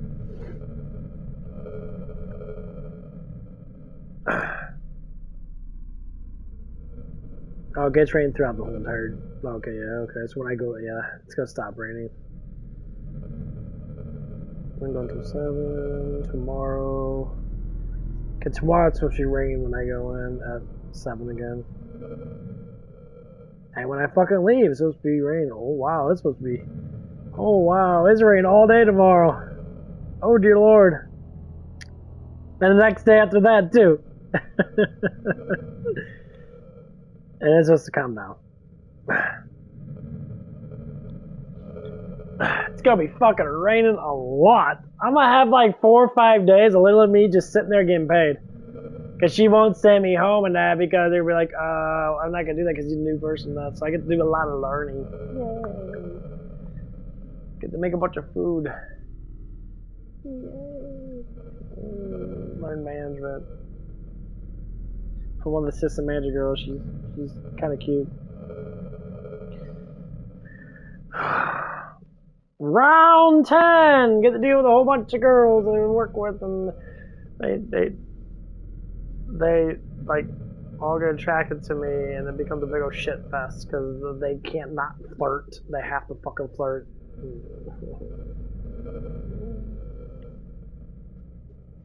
Okay.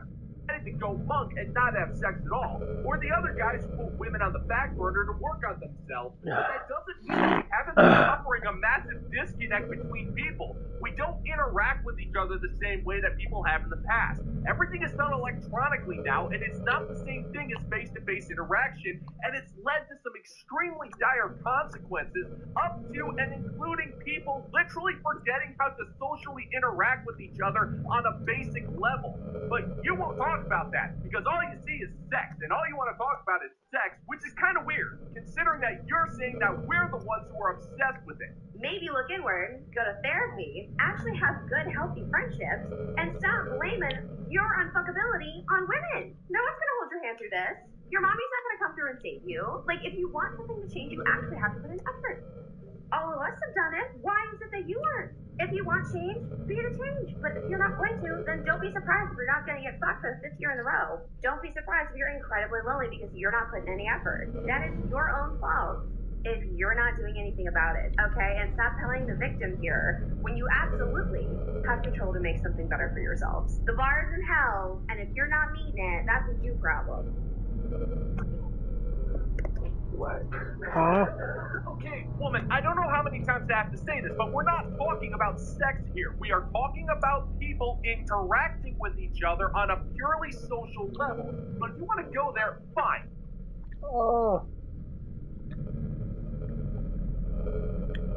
Why are liberal white women so dumb?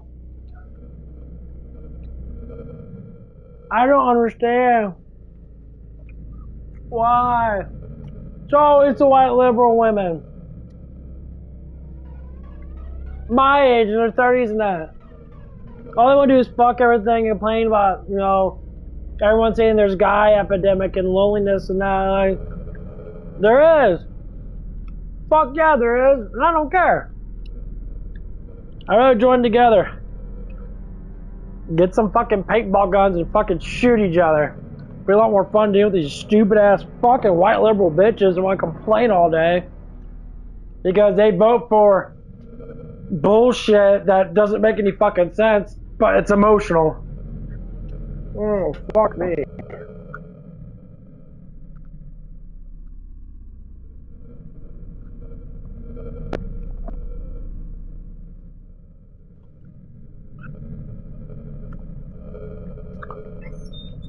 Oh, fuck me, people are stupid. Yeah. Jump out yourself. The stupid people. Stupid people. Oh. That's part of my theme song. It's called Go Fuck Yourself. That's a good song. Go fuck yourself. Stop talking to me, stupid woman. When you talk, it makes me wanna puke.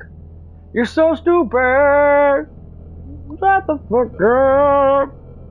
Shut up. Shut up. When you talk, it makes me feel stupid. I dumb fuck. Oh, retarded. Why do white liberal women have to talk? They make no sense. This girl, God forbid,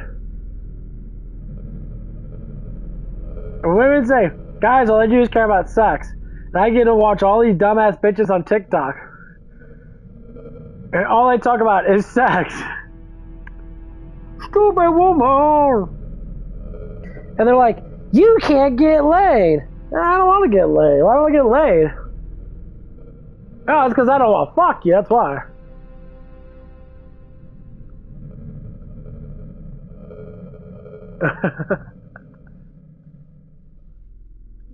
Yeah, I get it. This woman's talking about the male loneliness and that, and saying guys are complaining a lot online. Okay.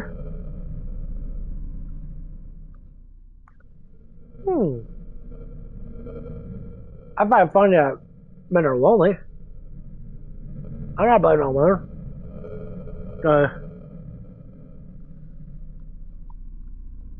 Why do you care? I came up with the conclusion. If men worry about themselves, when they get in their 40s and 50s, you can always fuck a 20-year-old. That bitch right there, that's blah blah blah blah blah blah blah blah. When she gets 50 and shit, she gonna look like shit. You're gonna look good. And she won't be to get anyone. She'll still be making TikToks, complain about why don't men never date me? All old lady voice and shit. Where's all the good men at? It's gonna be a fucking. I'll be sitting there like, you still talking about that shit, bitch? Oh my god, I can't believe it. I'm 65 years old, there's no good man anywhere. Got all fake balloon tits, fake lips and that, eyeballs and bulging out of your head. Dude, I look pretty. I'm like, what the fuck? Someone hit you with a bus? You don't look pretty. You guys are sexist masculinity.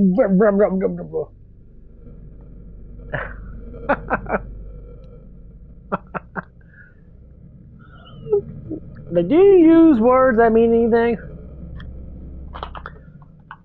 Toxic masculinity.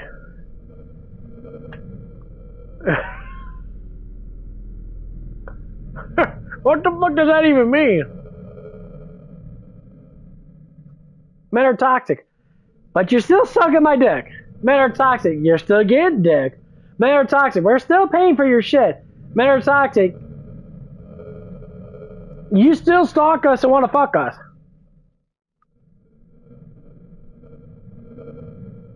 How about feminine toxic? Toxic feminine. Feminicity. New word, toxic feminicity.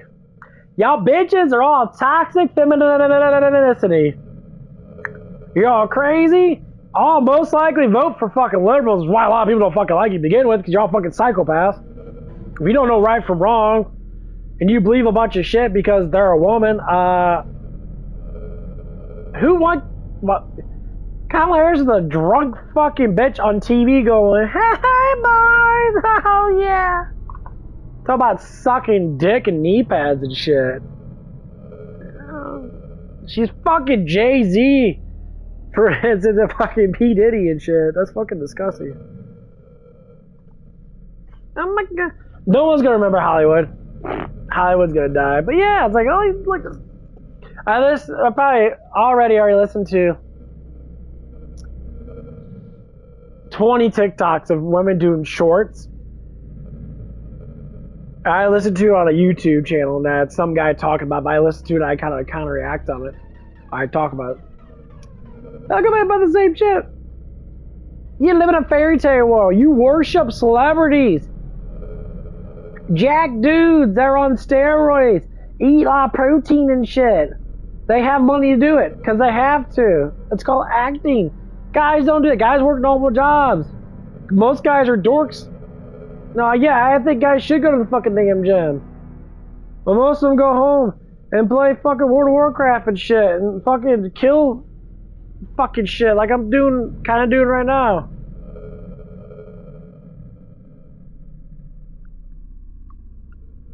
They get confused about women. I said, don't be confused. They're just stupid.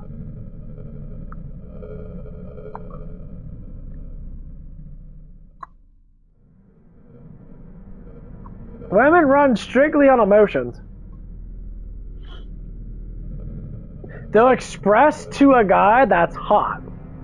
If a guy's not that good looking, they might express in a very small amount, like, oh, hey, how you doing? My name's blah, blah. But if they're hot, they'll be like, oh my god, my name's this and that. And da, da, da. That's really what happened at one of the girls at Taco Bell now. She looks sweet. I mean, obviously, you know, she's not bad looking. None of the girls are bad looking up there, honestly. I mean, some look a little, you know, crazy that, but, you know, a little hyperactive. And, but I mean, you know what? That's just how they are. That doesn't mean anything. All women are crazy. Because they got emotions. They overinflate emotions too much. And all the guys are looking at me. You know how when you're the hottest guy in the fucking room and that? And you walk in and you like got some type of masculinity that's way more than everybody else. And everybody else always looks at you like, you know, like, you lift weights. I'm like, I don't know. Do you suck dick? Oh no, like then I lift weights then. I'm being serious. I walk into my new job, do my onboarding thing. I work tomorrow. I believe I'm working with all these people in that. So I'm coming in at 7. I think almost everyone's leaving at 7. Someone will leave at like 10 or something like that. So I'll come in and train. And I already know that they're going to be nice to me and sweet to me and that. And I know the guys are not really going to like me too much because I'll probably ask them and that. They might ask me questions. I'll probably break the dust. I'm like, oh, you can ask me questions, bro. I was like, oh. I already know, like, guys, like, you look like you lift the weights. First thing they're going to ask me, how much do you bench? First thing every, like, young guy always asks an older guy like me. How much you bench? I already know because I know it now. It's like 260. But most times I could probably do a little bit more. Because I'm an endurance hog. I like to do a lot of fucking reps. A lot of sets. Most likely a lot of sets. But yeah, I already know what's gonna fucking happen. I'm just gonna sit there and be like... I already know most of the girls are attracted to me. So I don't have to try. I'll just be my normal self and not give a fuck and watch them fucking fall in line. The ones that are single are gonna fall in line immediately. Ask me questions and that. Like, oh, but you were cat before and that's all stuff. Blah, blah, blah. Most of it's guys that'll do it, but if girls do it, it means they're attracted to you. I'm like, oh, you know, blah, blah, blah. That's how you do it, guys. How you do it? You don't say nothing. Women love mysterious men. Don't say shit. Just go in there, speak a little bit, be really upfront, and just be chill. Not giving a fuck about anything other than doing your job, and if someone talks to you, talk to them. Like Francis, I haven't been in this job in 8 years, so I'm gonna go in there. I'm like, hey, you know, show me the ropes that I haven't done this stuff in a while, man. I'm just curious about it. So my thing is, last girl I fucked around with at the place that I'm working at was hotter than all of them. Like, she was tremendously fucking attractive. And she had a big, huge butt, too. She's really fucking, like, hot. Ah, fuck me, that hurt. Ooh, that was wet. Oh man, that fucking hurt. Oh no. No! Why do your farts always gotta go towards your fucking face?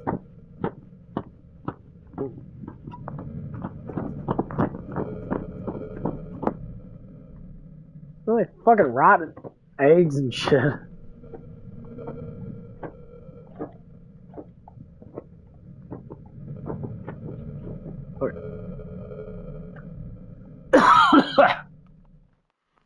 Okay. But yeah, I think it's gonna be good. 7 to 3, it's gonna be awesome. It's gonna be nice. Because once I get there, Nat, you know, it's gonna be raining all damn day, so I gotta see how busy it's gonna be, but I ain't gonna be doing shit besides tablet and that, and maybe going through and learning the ropes. I think I'll be making some practice food and shit.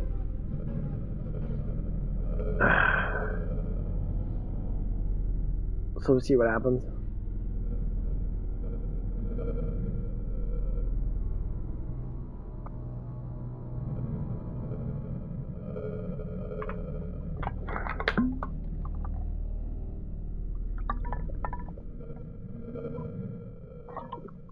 I think it's gonna be fun.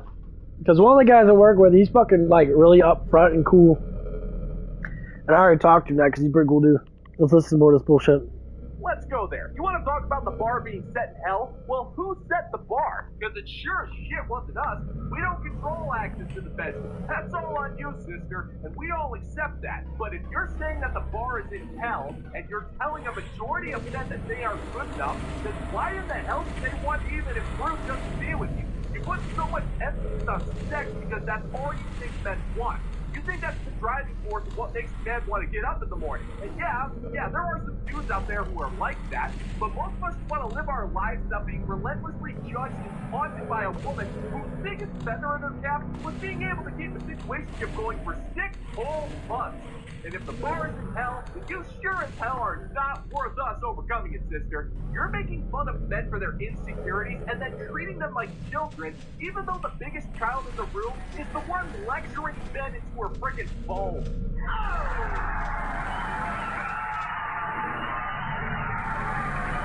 And that's gonna do it for today's video, gentlemen. Ha, bitch, be crazy. Comedy is bringing you to the brink of laughter.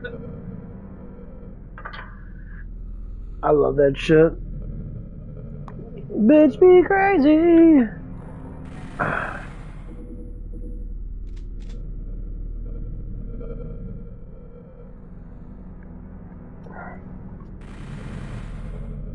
What the fuck was that?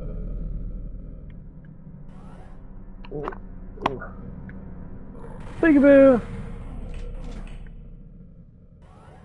But yeah, I hope that one kid calls me back. Nah, well, I guess he's work with that. I talked about before. Now he's just super, like, he's just really obsessed with all the girls and that. I'm just like, dude, just leave it alone, bro. Women have time zones, and honestly, guys that wait for women are honestly dumb. Don't wait for them because they ain't fucking worth the fucking wait. Like, you see how I got full of my heart in that? No, you don't. Because that heart doesn't know anything. Women want everything to be super complex and fucking annoying. They want you to play this fucking game. They play this game really fucking well.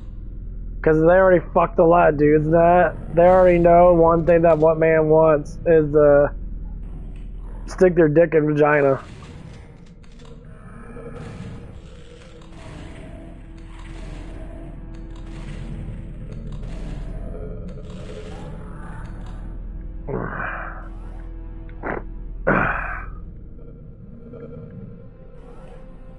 I'm being, like, literally fucking honest. Like, girls think that's what all guys want, but the thing is, if girls can't get it, then they freak the fuck out when it doesn't work.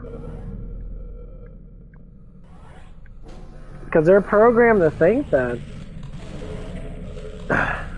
Like, well, if I get him to do stuff with me, and then, you know, he's gonna fucking, like, want to be with me forever and that, blah, blah, blah. Yeah, it's kind of funny. That's what let me explain this. My ex thought I was a simp because I was trying to be nice and that, and then she found out that I'm a fucking player. I just don't do it that much because I don't like it. And she found out that I was good at doing stuff, and she didn't know. She was so fucking surprised, and that, you know, she was just like, I didn't know that you were like this. I'm like, well, I don't need to fucking tell you that I'm, you know.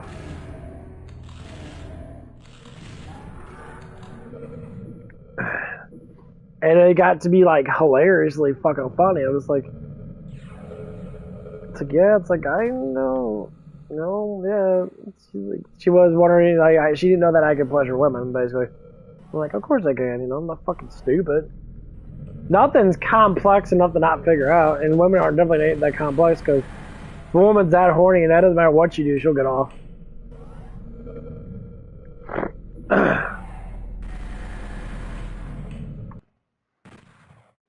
And women are really easy to get off anyway. Like, really fucking easy to get off. I mean, you gotta learn little things of that, but honestly, it's not that bad. Not that bad. It's kind of annoying sometimes, you know, from time to time at night. You know, when shit happens, and you're like, it's kind of annoying.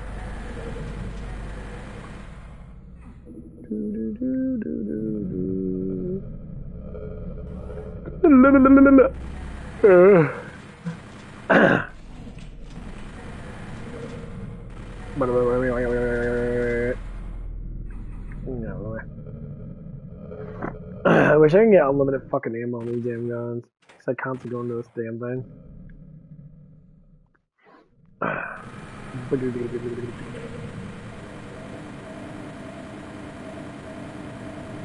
But I want to see what happens at. I think all the girls there are gonna start wanting probably to hang out and go to the gym and shit, because she seems like she goes to the gym, I guess. 'Cause I saw her at the gym that day. She got skeptical about seeing me, and I didn't even like pay attention to her. I didn't even fucking know she was there. I just noticed that she has really short hair, and the one thing that gave it away, she puts like a little bun. She puts like a little bun and tries to make like a little ponytail out of her short ass hair. And that's the only reason why I noticed was her, because I wasn't paying attention. I wasn't paying attention at all. I was just fucking sitting there.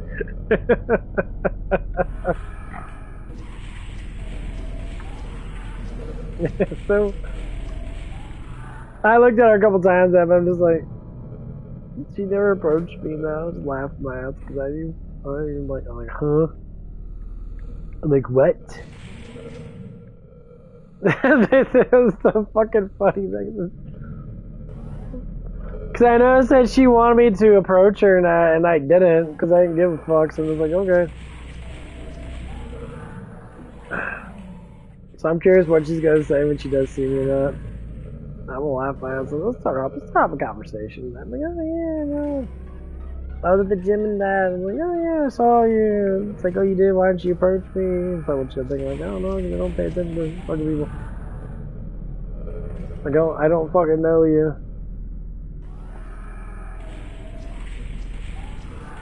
Yeah, I don't know you don't.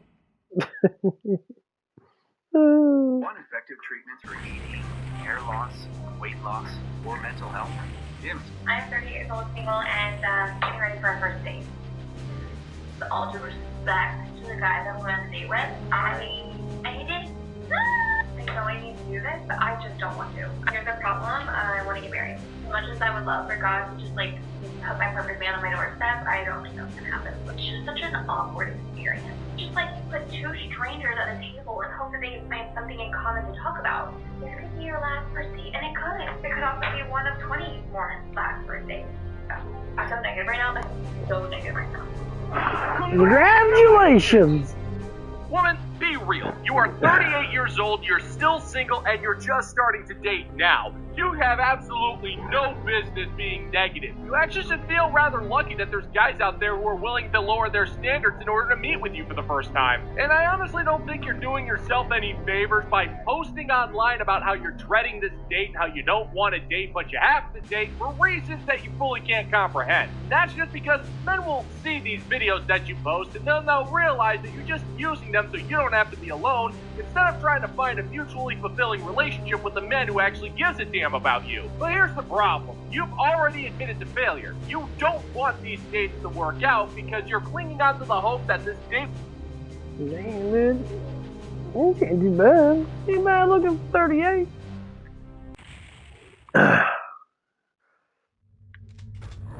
Oh! Well, they all died. This way. This way. This way. Well. There comes a goosh. Splatter. Splatter batter.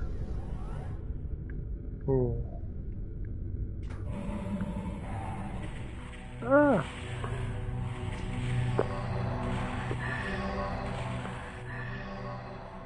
I love rockets.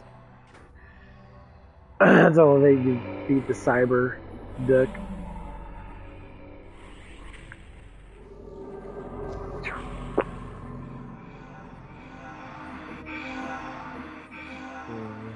Ah! Ah! That's scary.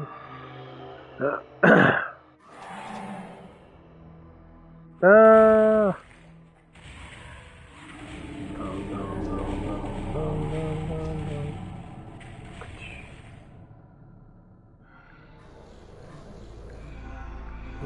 Alcohol. Okay. But we will soon find out. Whoosh.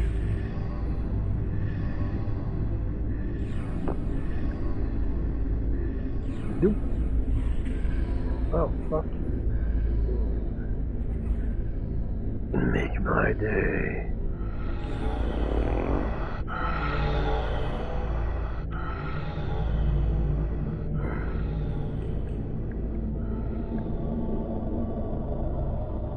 Time 12, okay. I'm getting there. And obviously, her be at fucking one. Yeah, I was confused. I asked the GM lady, and it's like, you know, she's telling me coming on Wednesday. She's coming on Wednesday now, and she scheduled me on Thursday. I'm like, okay.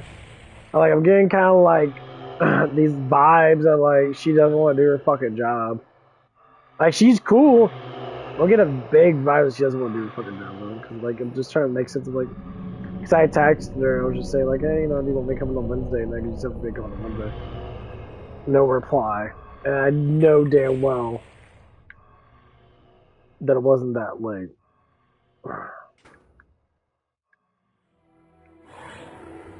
No.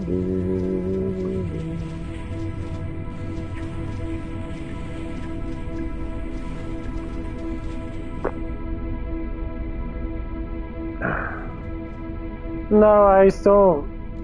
I never like people not doing their fucking jobs. Like if someone's sitting there and you're like sitting not replying to them, and you're like, oh, here's your schedule. Then she gave me my schedule and that, and she told me to come in on Wednesday. I'm like, okay, I'll come in on Wednesday. And then I text her, it's like, because you said you want to start Wednesday. I said, yeah. And then, like, no reply. I'm like, oh my god.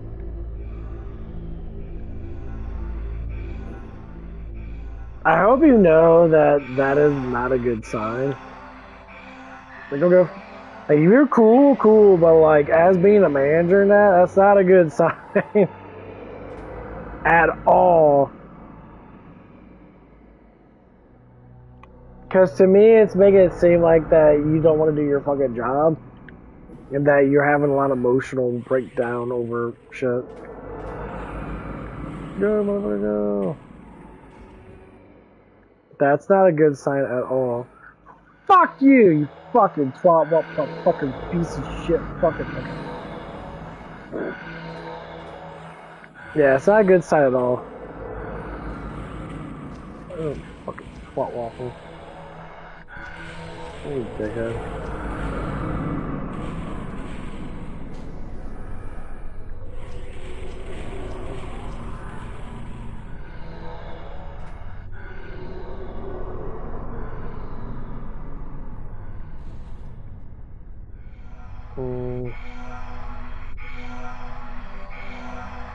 I keep changing. This one.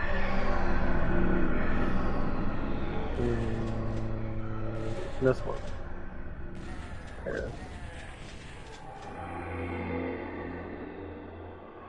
Yeah, for some reason, using plasma guns, you're not supposed to. You're supposed to use a lot of your minigun and shotguns. Yeah, I guess so, because plasma guns are actually extremely powerful. Okay.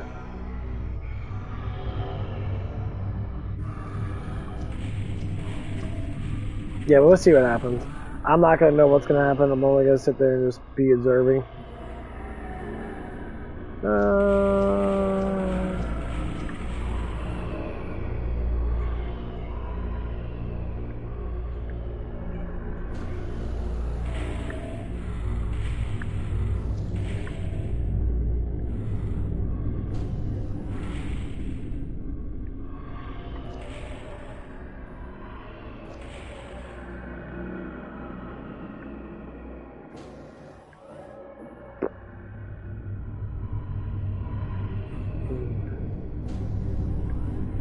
Oh, this part's annoying.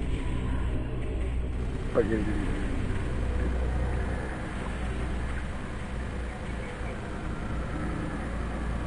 so many guys to kill.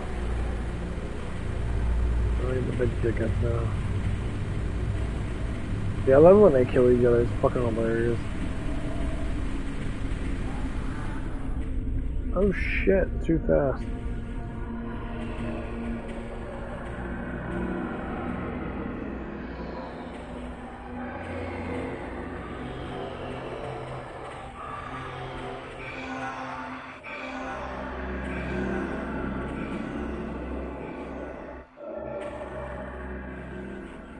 I guess they're gonna kill that guy.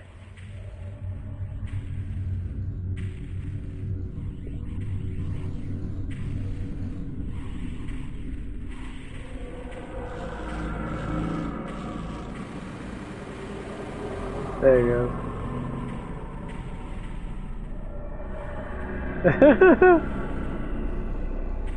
They're gonna kill each other. He's beating his ass, so he's moving a lot.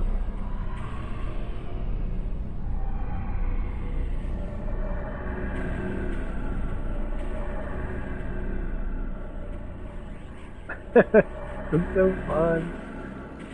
That's funny ass AI, bro. They're like, yeah, fuck this guy.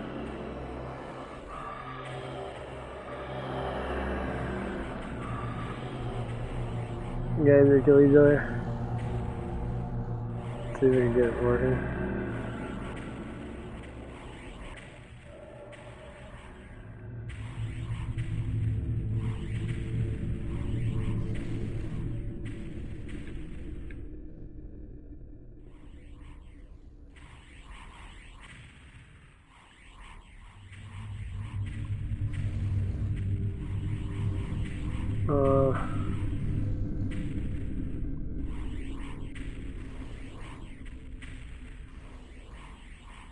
I'm trying to see if they're gonna kill each other.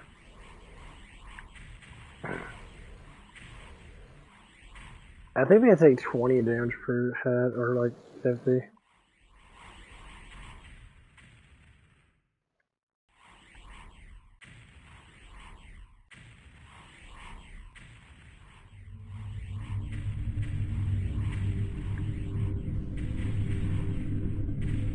Oh, he hit him. Oh, he hit him again! Oh, he hit him again. He's gonna fight him? Oh. Come on, fight him, motherfucker. He's getting hit a lot now. Hit him again.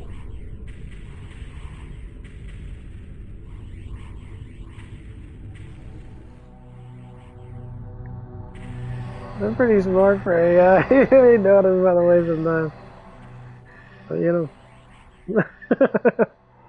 Hit him again! I hit the other guy. This is way more entertaining than fucking playing this game. Come on, hit him. Wow.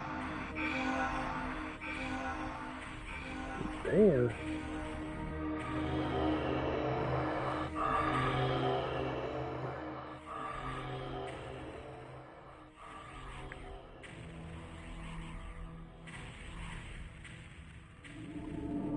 Is that guy even gonna fucking die? I hit him directly that time. Hit him again.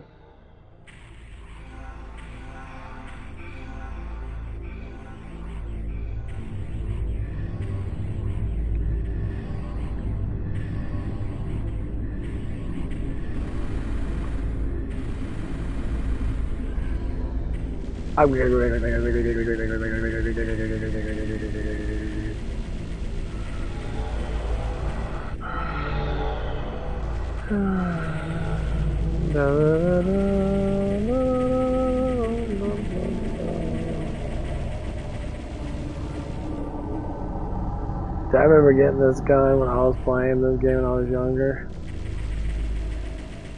Beast!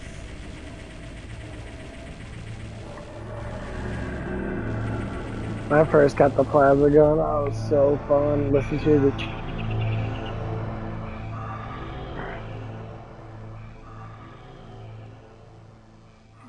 I knew it. Damn it. Oh man. Is there a way to get back up there? I knew it was gonna fall. Oh man.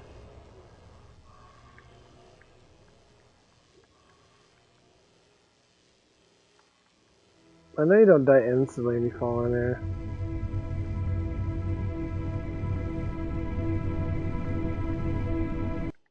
Oh.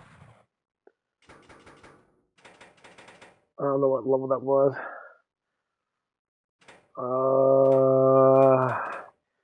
Let's count it 1, 2, 3, 4. I think this is 5. I think this was the 5th one. Yeah. So.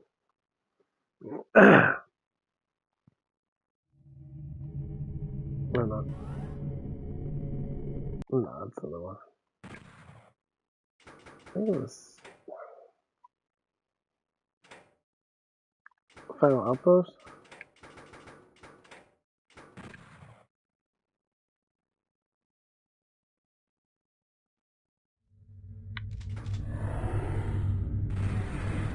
Oh damn! Ah!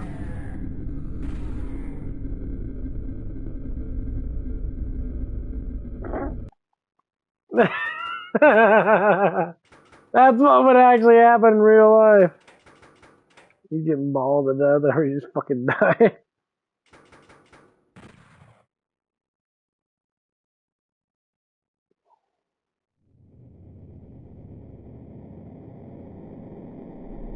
Nazi German, not fascist. What the fuck? That's the weirdest fucking names. Oh, that's the weirdest fucking names, guys. Come on, man. Come on, man. Like, come on, man.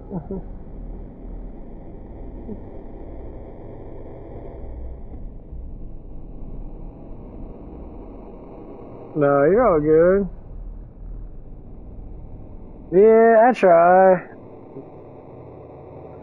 I'm just trying to stay up because I just got another job. Because the other job I had closed on me, so I had to get another job. So I went back to an older job I used to work at like 8 years ago. And I'm trying to get used to staying up till like 3 or 4 in the morning because I'm not used to it. I'm used to coming home at like 6 or 7.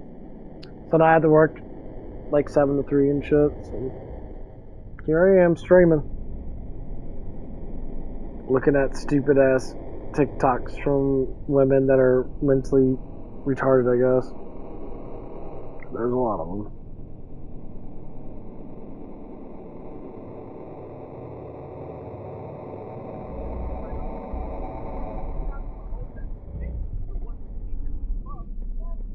A bunch of old ass women trying to act like they can keep dating forever. Oh yeah, I forgot. Do this shit, bitches! Go.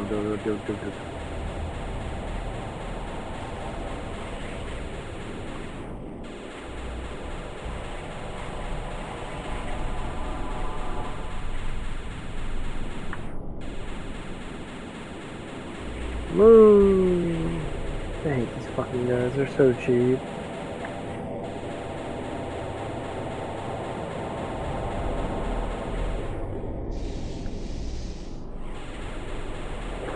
Oh, fuck, that hurt. Oh. Oof. That was really fucking wet. Oh, fuck yeah. Everyone should love this game. I love Doom 64. Doom 64 is literally like one of the best Dooms. People like, oh, I like the original 1 and 2 because no one likes 3. 3 was just fucking horrible. 3 was fucking stupid. But people like, I like 1 and 2 better because of the music. Like, this shit's fucking creepy. You play this at nighttime and that, with headphones on, you listen to the human screams and shit. Some levels it's got all the little human screams and that because they're all being tormented and shit.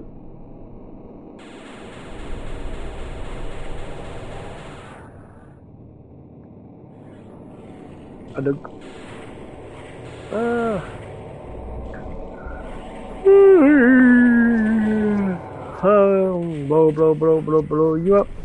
Blow me.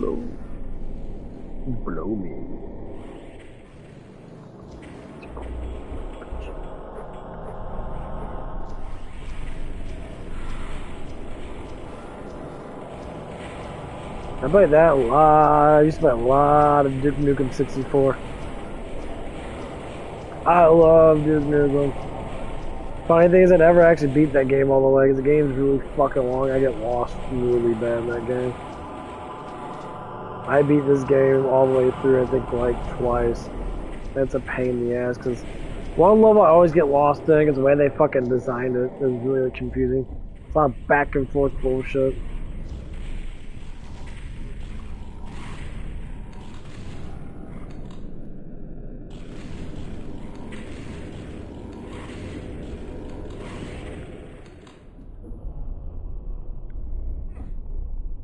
Dun dun dun dun dun.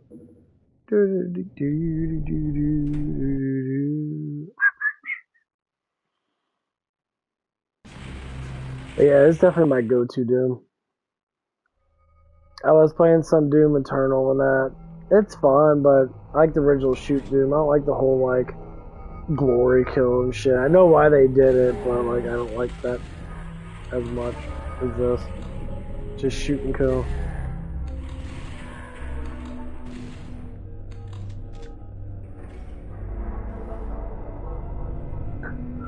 Okay.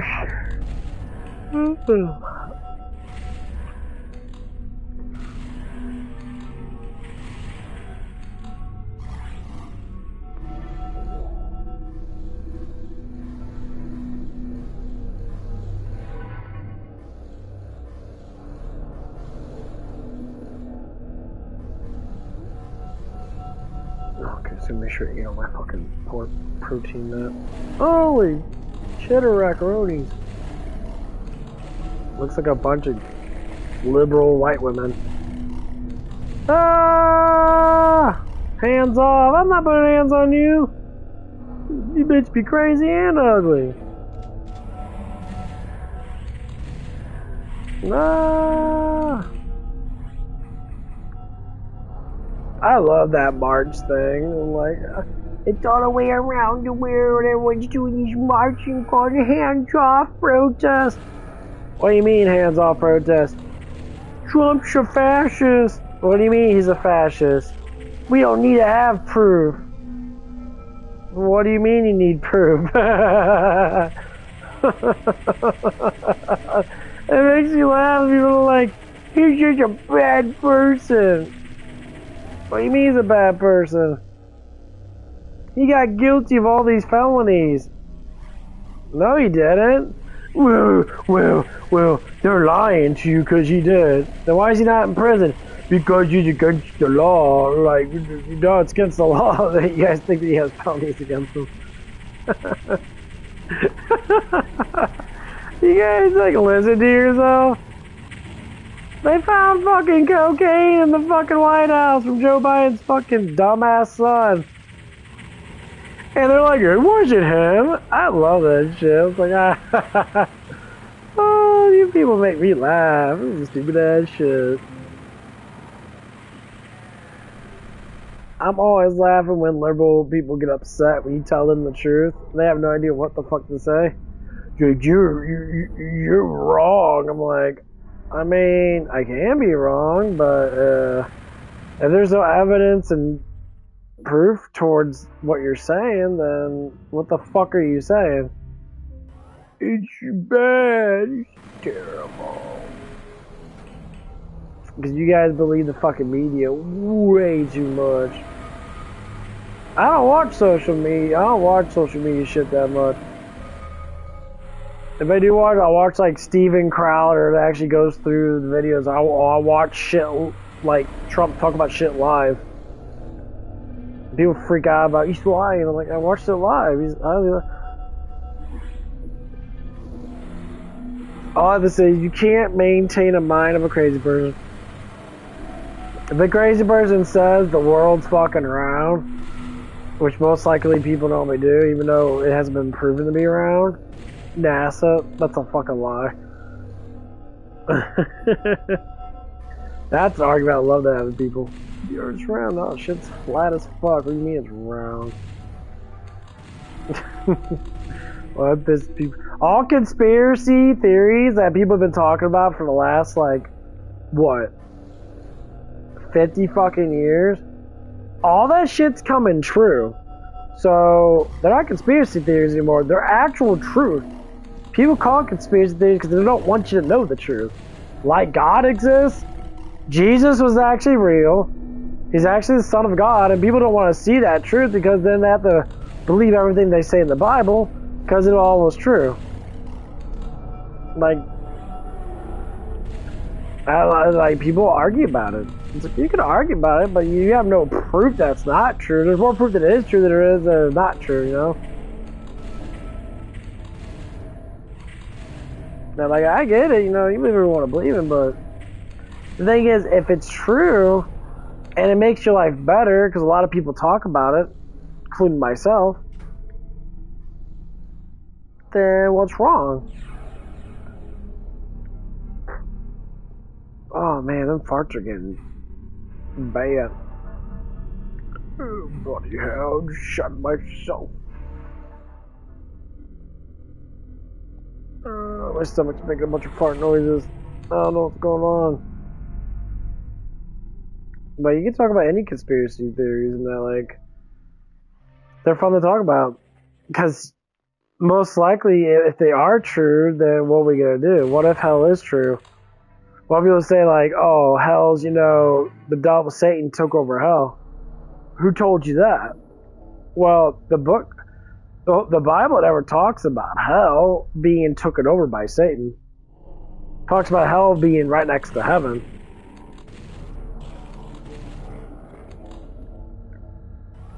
Which is true. That's what it says in the Bible, Matt. Saying hell is right next to heaven. There's just a barrier between both of them, or a veil between both of them.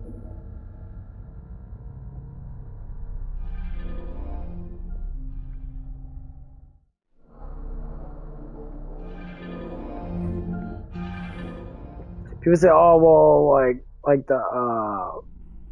like when people drill in Russia and that, they drill down to, the 8 miles or whatever.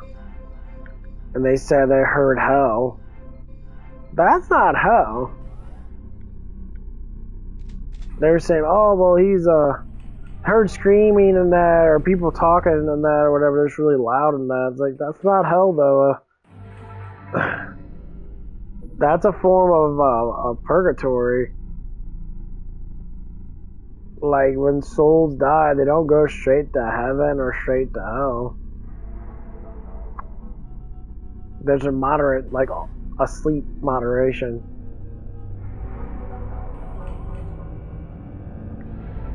That you live in until Judgment Day. Yeah, it says in the Bible too, multiple times. Where the fuck am I going? I don't know where I'm going. I already went to the yellow card room. Did I? Oh, there it is.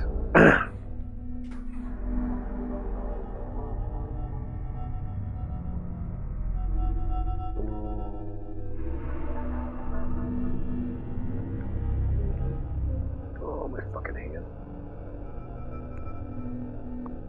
Yeah, you go into like a purgatory, so it's an eternal sleep. But when Christ comes back, he's supposed to what? Bring the dead back to life, and then he's gonna judge everybody. And then the ones that, you know, go with him if they believe in him. There's a lot of motherfuckers there. I don't like it. Time to pull out the big gun. Badoosh. Badoosh.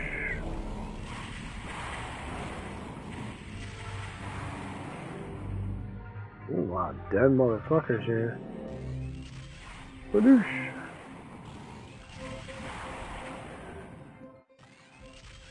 Pow! Right in the kisser.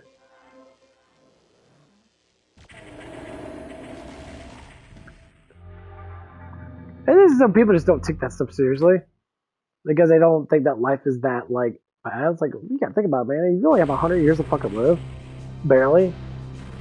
And Jesus said this, like, it's not about, like, being like, oh, your religion, I don't care about religion. Religion is the downfall of most societies. The highest fall of words actually make sense. So when Jesus talks about, like, you know, that you should always, like, forgive yourself of your sins and that, you know, and tell yourself, you know, to do better. But if you die not doing better, than not giving yourself to Christ, like people say, well, I could do later on in my life in that. It's like, well, you can. You know, but like you might die tomorrow, and then all of a sudden you're like, oh, where do I go now? But most times when people really look at it, like the way I look at it, you know, if you have Christ in your heart and you're trying your best to follow how like you should live better, I think the best way to do it is just try. At least that's just me. There's a lot of fucking like sins out there. That's the biggest thing people don't like to listen to. Like, well, so if any of those sins we should be forgiven. Well, you get forgiven of your sins. Problem is, do you act on those sins a lot? And it's about how your mind feels. You know, how you feel in that. And it goes with, you know, how your heart feels in that. Because your heart is your internal spirit. What I mean by heart, it's your emotional, like how you feel about things. You say, like, I feel like I'm with Christ. I pray a lot. You know, I talk to him a lot. I always like talking to him. He's like a big brother kind of thing. You know, I talk to him all the time about stuff. And, like, it's fun, actually. Do you realize you're talking to, like, literally the most powerfulest person that you could ever actually talk to and see without dying? Just think about it. It's nice. Now, the concepts of talking to someone so mighty and powerful like Christ, it's just, you know, you listen. You listen with your mind. You know, when you read the Word of God and you read what Jesus said, that's how he is internally. So, you know, he was in flesh. He was still internal in spirit. That's why his mind, that's why he never wavered. That's why he couldn't sin. Because he was internal with a mortal flesh. So he's the only human being that could not, only mortal that could not sin. Technically he wasn't fully mortal, but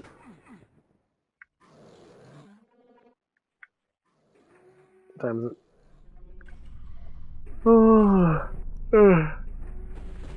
Almost won. What are you trying to do? You trying to peg me? No. That's just like when you look at like animals that don't live a long time, they're more peaceful and less sin than us. By far. Like dogs, for instance. Dogs barely live maybe 15 years. You know, so like dogs are always gonna be your best friend until the end. Always. Like, every time I see my dogs and that, one's a puppy right now, one's like 3. I remember when the one that was 3 was a puppy. You know, it's only been 4 years, 3 to 4 years. She used to be a little puppy and that, biting her tail and shit. Now we got another one. That's like, you know, 9 months old now. Or like, I think over a year now. But she's still a puppy.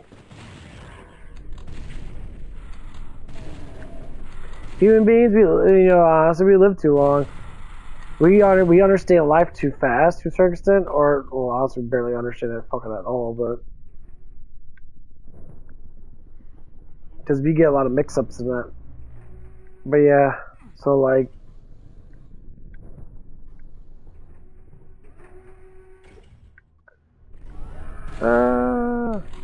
that's how it is. Why you don't want to live life super duper fast. You want to learn quickly, but you don't want to live quickly.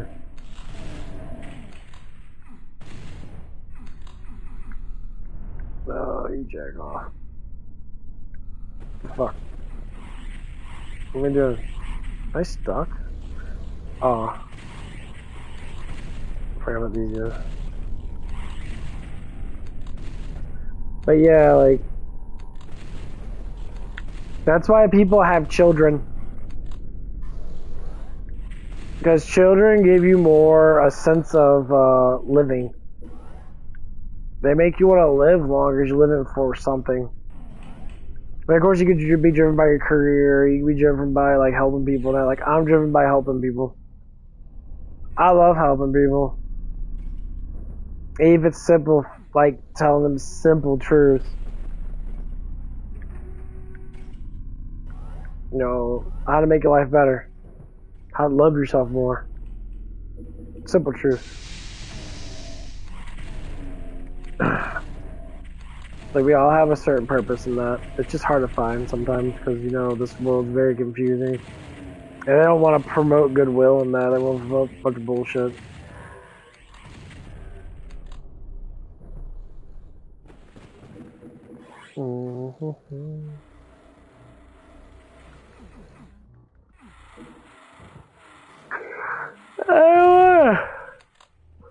I don't know, a bunch of bloody messes. Look at them graphics.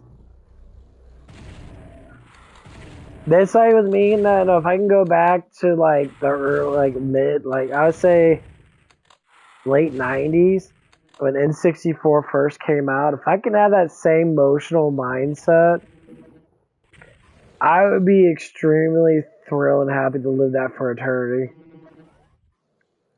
If that's one of the wishes I could have from God.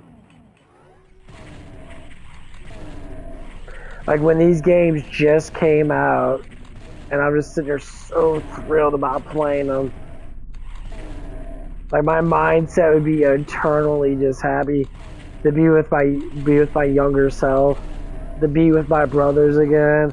We're sitting there just playing video games and that, just everything's happy and everything's just like perfect. Sitting there, we're playing outside the streets and that, in the 90s and that, playing around with the hose and shit. Whoops. No. That'd be fucking great. It's been such a long time. That's the only thing I have to say that sucks about getting older. When you try to remember your past, and you want to remember it for how it is, sometimes you can. But the worst thing about it is you shouldn't, because it mostly fucking tears you apart. Because you can't live your past again. And people try to do it, it's nearly fucking impossible. Like, I can return to my past by playing these games, because I grew up in the 90s. I was born in 90. But all I have to say is, it doesn't work like that.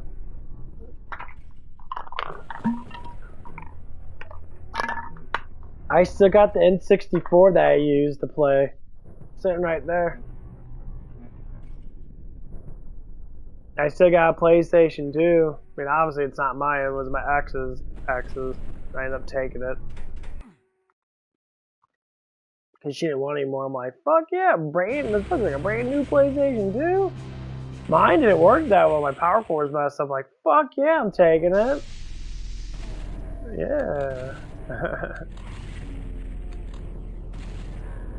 I'm like, yeah, I'll take that shit. That's when we were just starting to date and that. But yeah, like, that's the biggest thing that I like about the Bible. When Jesus said, do not worry about your past, only worry about your present. Don't worry about your future, because your future is unknown. Like, you worry about certain things, I guess, you know, but like, he says, don't give worry to something that's not in your control at that time. The past doesn't exist, it's done. The future only exists in my eyes, because I am the only one that knows your future, not you. You can predict certain routines and that, obviously, but you never know who you're going to meet, which is true. You never know who's going to come by, which is true. You never know. It could be someone that you haven't seen in a while and that you could be falling in love with. You ain't going to know. Because what I think is 100%, that's how I think. God puts people in your way for a reason, to either make you learn or to make you deal with like a consequence of your own stupidity. Basically make you learn. Honestly, I believe that 100%. Because like, if you look at everybody's life in that, why do certain things happen and other things don't? People want to relate to themselves like everybody else does. They relate to everybody else. Cool. I relate to this and that, this and that. And you're all like, why do you relate to other people in that? Well, because I want to be, you can't be like that person. I say what's in store for you is different than what's in store for someone else. It could be similar, but it could be someone different, you know, like some, just like not the same person, but a similar destination type stuff. Everything's on a time scale. So if certain things have to happen because you have misled your life so far, you'll meet certain people. Like my struggle, I'll tell you my struggle. I had a struggle with women. I was confused like most fucking guys are. I did a lot of mental research and stuff like that on things that, and finally I got the confidence enough to understand it. And now I have so much confidence with myself that I don't give a fuck anymore. Like, I do not care about these modern women at all. I think a lot of them are fucking just scared to be actual women, and they have no idea what they're doing in their life. And they want to scream and yell about how bad men are, but they're the ones that don't understand because they're trying to think that they know men. Besides asking, they'll ask other women. I'm like, why are you asking women how men are? I ask women how women are. A lot of the women I ask are just saying, yeah, bitches are fucking crazy. And I never ask modern fucking liberal white women. I ask women that are like black women, you know, Mexican women, like most of those black girls that black women, they tell the flat out fucking truth. I met a lot of them are just like, yeah, the bitches are fucking crazy nowadays. I'm like, yeah, I know. It's psychopaths.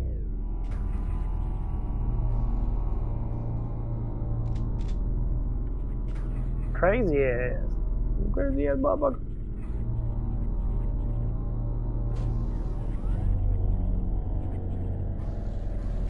But yeah, like things happen for a reason. That like the girl I dated that for 3 months, it had to happen. I saw what it was to be with a woman that she wasn't the, you know, the one for me or whatever the fuck it was. You gotta die soon. Oh, thank God. She's gonna take forever to find you. Hey, motherfucker. Oh. But things happen for a reason. Like, what you're actually looking for, it's gonna be shown eventually. Now, when we ask for too much once, we don't get what we want, we get what we need. You can make it what you want, yes, but we get what we need. So when people sit there and be like, I want money in that, you don't want money, you want wealth. Wealth is different. And here's why wealth is different, because wealth has a lot more to do with overall, like your whole self. Like, what are you worth?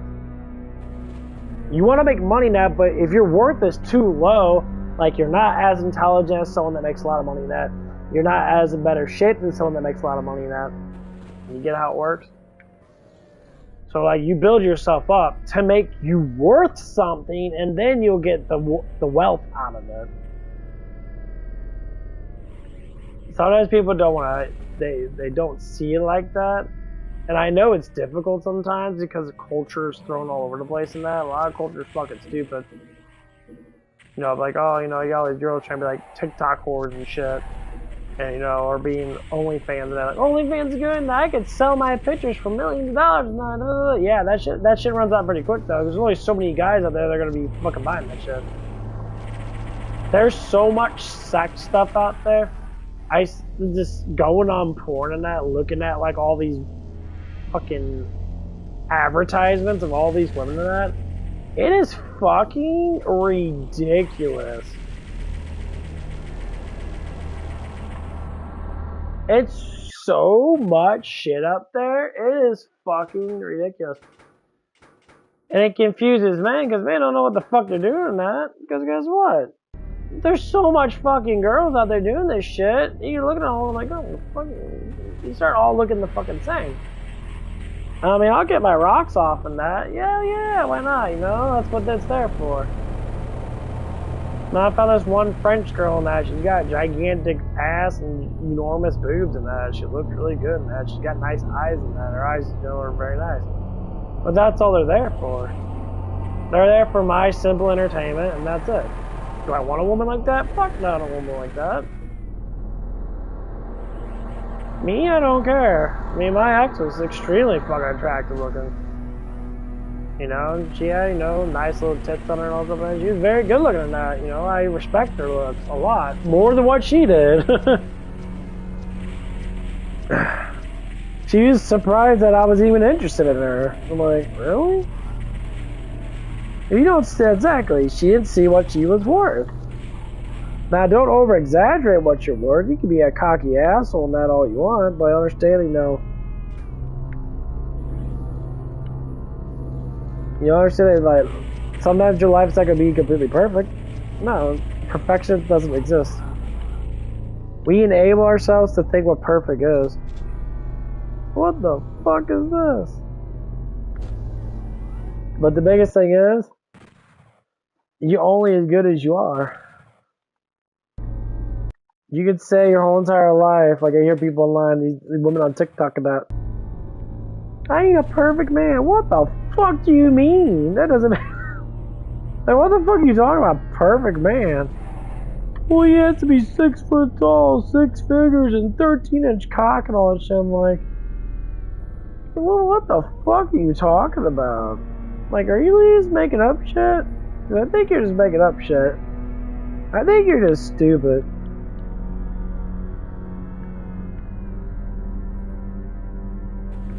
Like, you make no fucking sense at all. Like, you're trying to say that, yeah, men have to be a specific way, and then I say, okay. What about women? What do you mean? See, you don't want to be judged, but you like to judge. Let's go back to the gospel. Jesus said, don't judge others, let you judge yourself first. For the one that, you know, does not sin, cast the first stone. People get confused. What does that even mean? Well, the one that is a saint that follows the word of God, absolutely, the laws of Moses, the 10 Commandments, absolutely, shall throw the first stone. You say you guys are all sinners, and when you're sinners, and you don't believe that you're a sinner, that makes you a hypocrite. So say if women judge men for the same thing that they do, so to speak, they're hypocrites.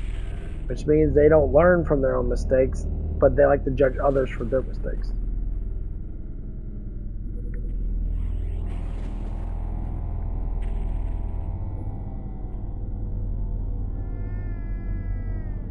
That's why it's important to understand why we have all these emotional mix-ups in that. Why we're like, I don't understand life. Well, there's a lot to understand.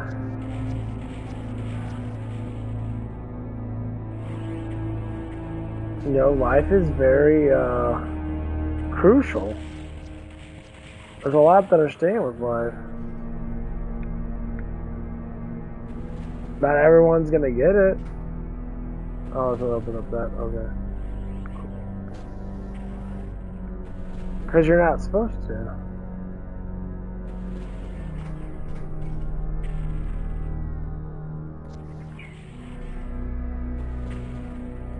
Maybe.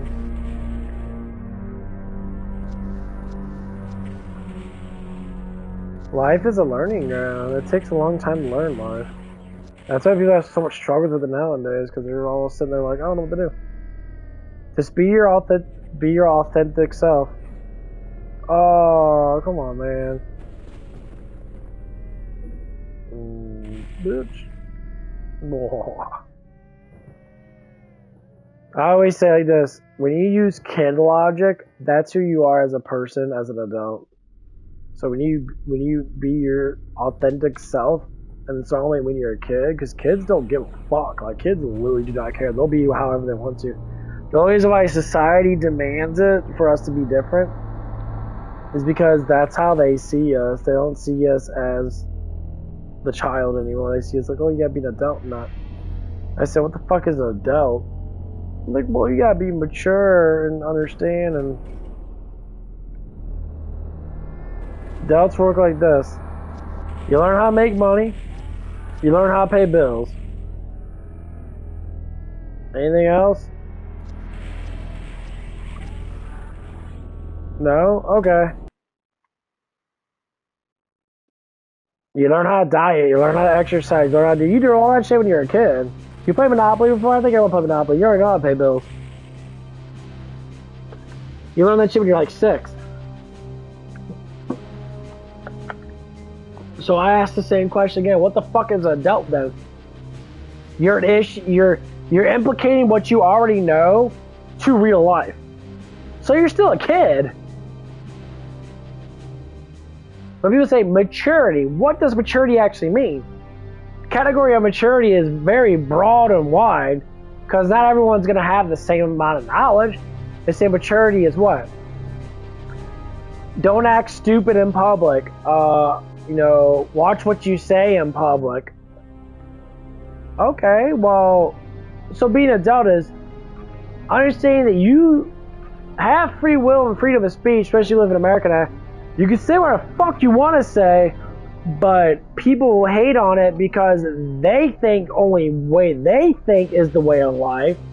So when someone overthinks their way of life and says, well, your way of life is fucking stupid, my way of life's better, but they don't say it, they just act it, they are it, or whatever it is.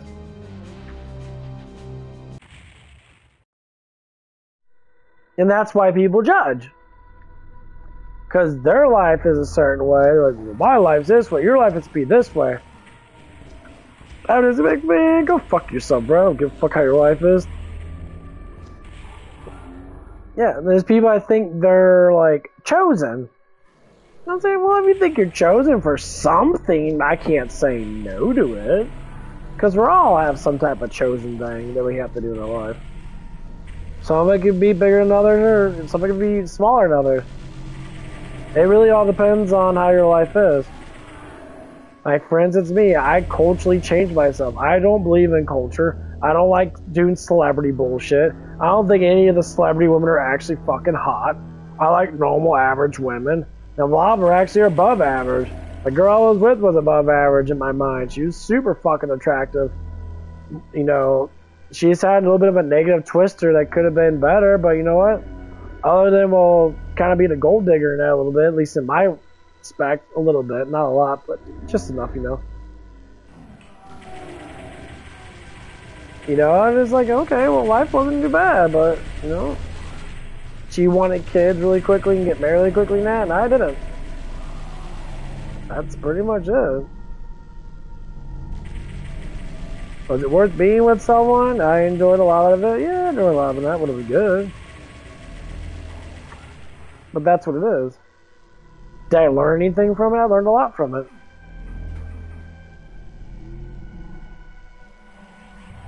I learned that women can kind of be, you know, fucking psychopaths when they get older now, when they don't have kids before 30.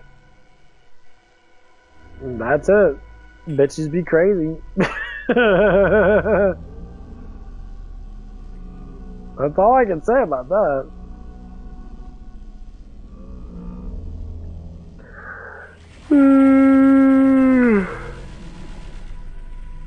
But that's how life is.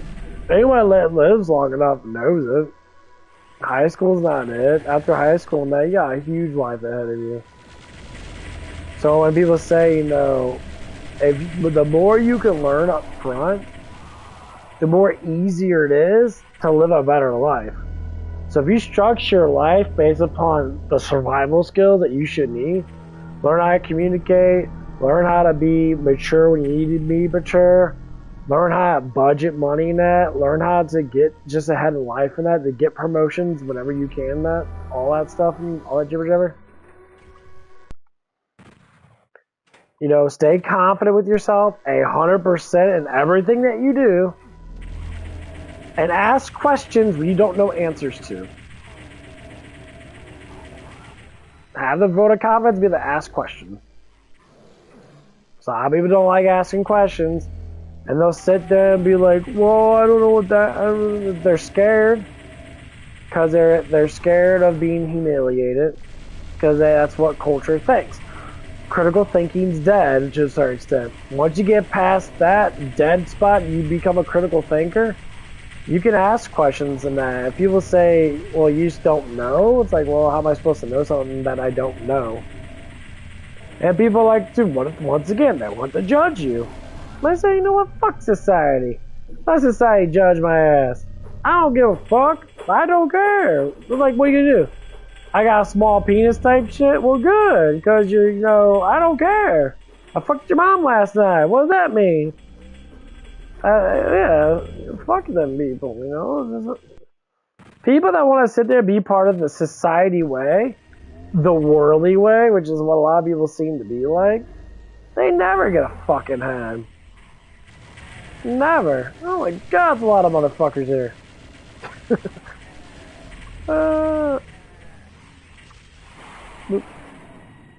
I don't give a fuck.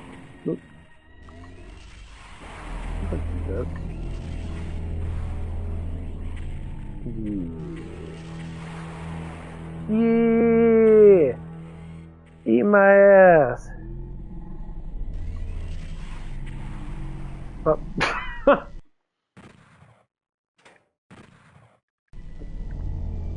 I never use the BFG a lot, but it's fun to use. It's so fucking powerful because it hits everybody on the screen. Oh. But yeah, it's like, that's how life is for people, man. Like, people just don't need to understand more. Like, life's not really that fucking hard. It's just confusing up front because of relationships, first of all. People get really mad about that shit. I'm gonna... People always worry about relationships so much. I don't know why people worry about dating so much. Like, people worry about dating all the damn time. They're such in a hurry. I gotta get a boyfriend, I gotta get a boyfriend, I gotta get a girlfriend, I gotta get a girlfriend. I'm like, I'm following my heart now. Well, no one follows their heart anymore because, like, girls are fucking too much and guys are not fucking enough or whatever fucking is. I don't know. Oh. That's the problem it is. I don't know anymore. All I know is that I don't give a fuck.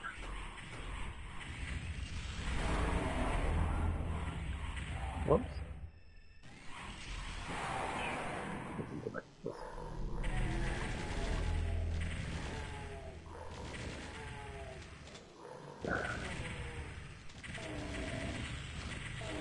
Like, everyone knows when you play something or when you watch something from when you're younger to older, everyone understands it's always different. I say, like, if you play this game now, if you played it when you were younger, that could you, like, relate the younger you with this? Probably could.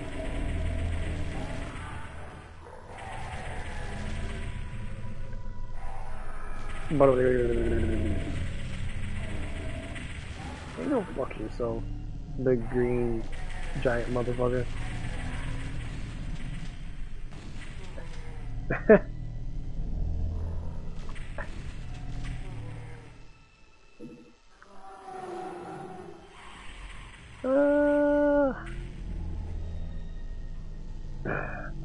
It's just like seeing like your grandparents in that, or like your father that's like older.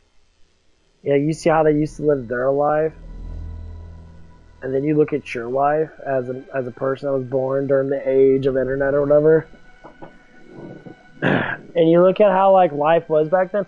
Life was so fucking entertaining back then, because there was always something to do outside. Like, I haven't been camping in fucking forever. Just being outside in general and listen to the, you know, listen to the forest and all that shit and that, like, just being outside. And so that's why, like, for me, that's why I don't drive. That's why I walk everywhere, because I like being outside. The longer I'm outside, it just feels so, like, nice and comfortable and that. It makes me happy. Like, I walk around that, enjoy the sun, and enjoy the weather and that. It's like, it makes you feel good. Where the fuck is the button at? Button.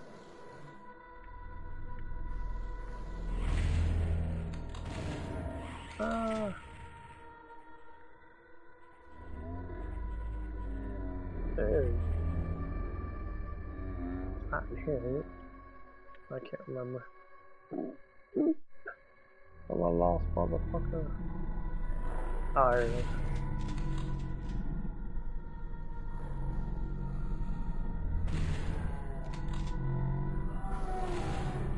But that's what it is. Like, there's one game I like to play. It's called Quest 64. You're like a little like dwarf mage. You can do like certain spells. They use the C button to do certain spells, and that was fun throwing rocks at people and shit. It's like kind of like an RPG in a way. And like I never beat it because I never got far enough into it.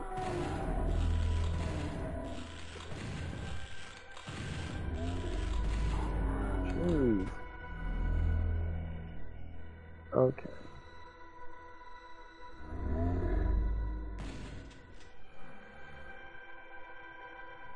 But I have to say, my sense of excitement has dropped so dramatically. Oh, come on there. Like, I don't really get excited about as much shit anymore. Like, I like playing games and that, you know, I like talking about stupid shit, but like, I don't know, it's just like, they were like, I was an Xbox 360 player, like, I played a fuckload of Xbox and that when I was younger. I played Halo 2 and that, fucking shit up in Halo 2. I don't know if I lost my competitiveness a little bit in that for being older, I don't know. Maybe I did. Because I'm not a bragger as much as I used to be. Because I just don't care, I guess, I don't know.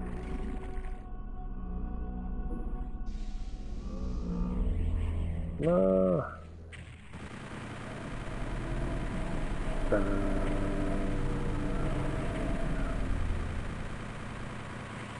Oh man, I gotta take a fucking dump. Yeah, I got fucking shit. But yeah, I don't know, man. Like, everyone's worried about relationships at my age and that. I ain't worried about shit like that.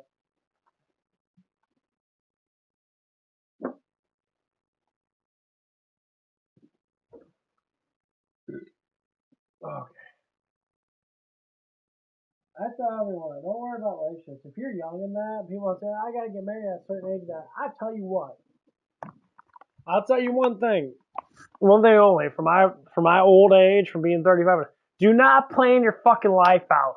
Stop creating gigantic fucking goals, especially when it comes down to, you know, other people. Like, your own personal goals you can create, but you have to do daily routine goals to actually make sense. Like, my daily routine, gotta go to the gym. Now I gotta go to work. I work Thursday to Monday. I got Tuesday and Wednesday off. I would say Monday I work, you know, like 10 to 4.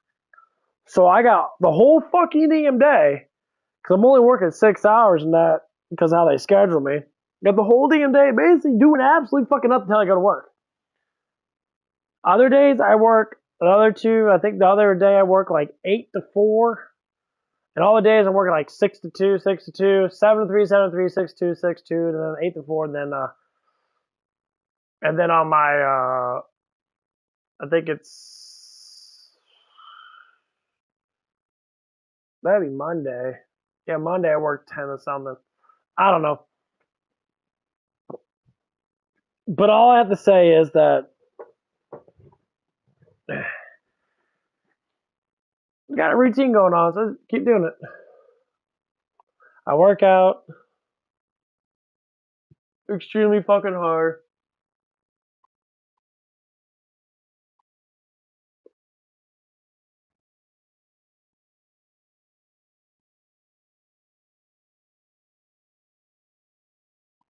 I'm trying to get over 300 on bench. I'm at like 260 right now. I don't like doing a lot of heavy bench in that, but I'm trying to get at least 300 on bench, because that's a lot of fucking weight, because I'm not a big dude. I've only been working out for real for the last, like, a year. Like, I worked out my whole entire life. I didn't, like, officially actually start lifting weights until the last, like, year or so. So I'm actually starting to get, like, size, and now my arms are getting really thick and shit. And, like, talking about shit, I need to take a shit. Okay.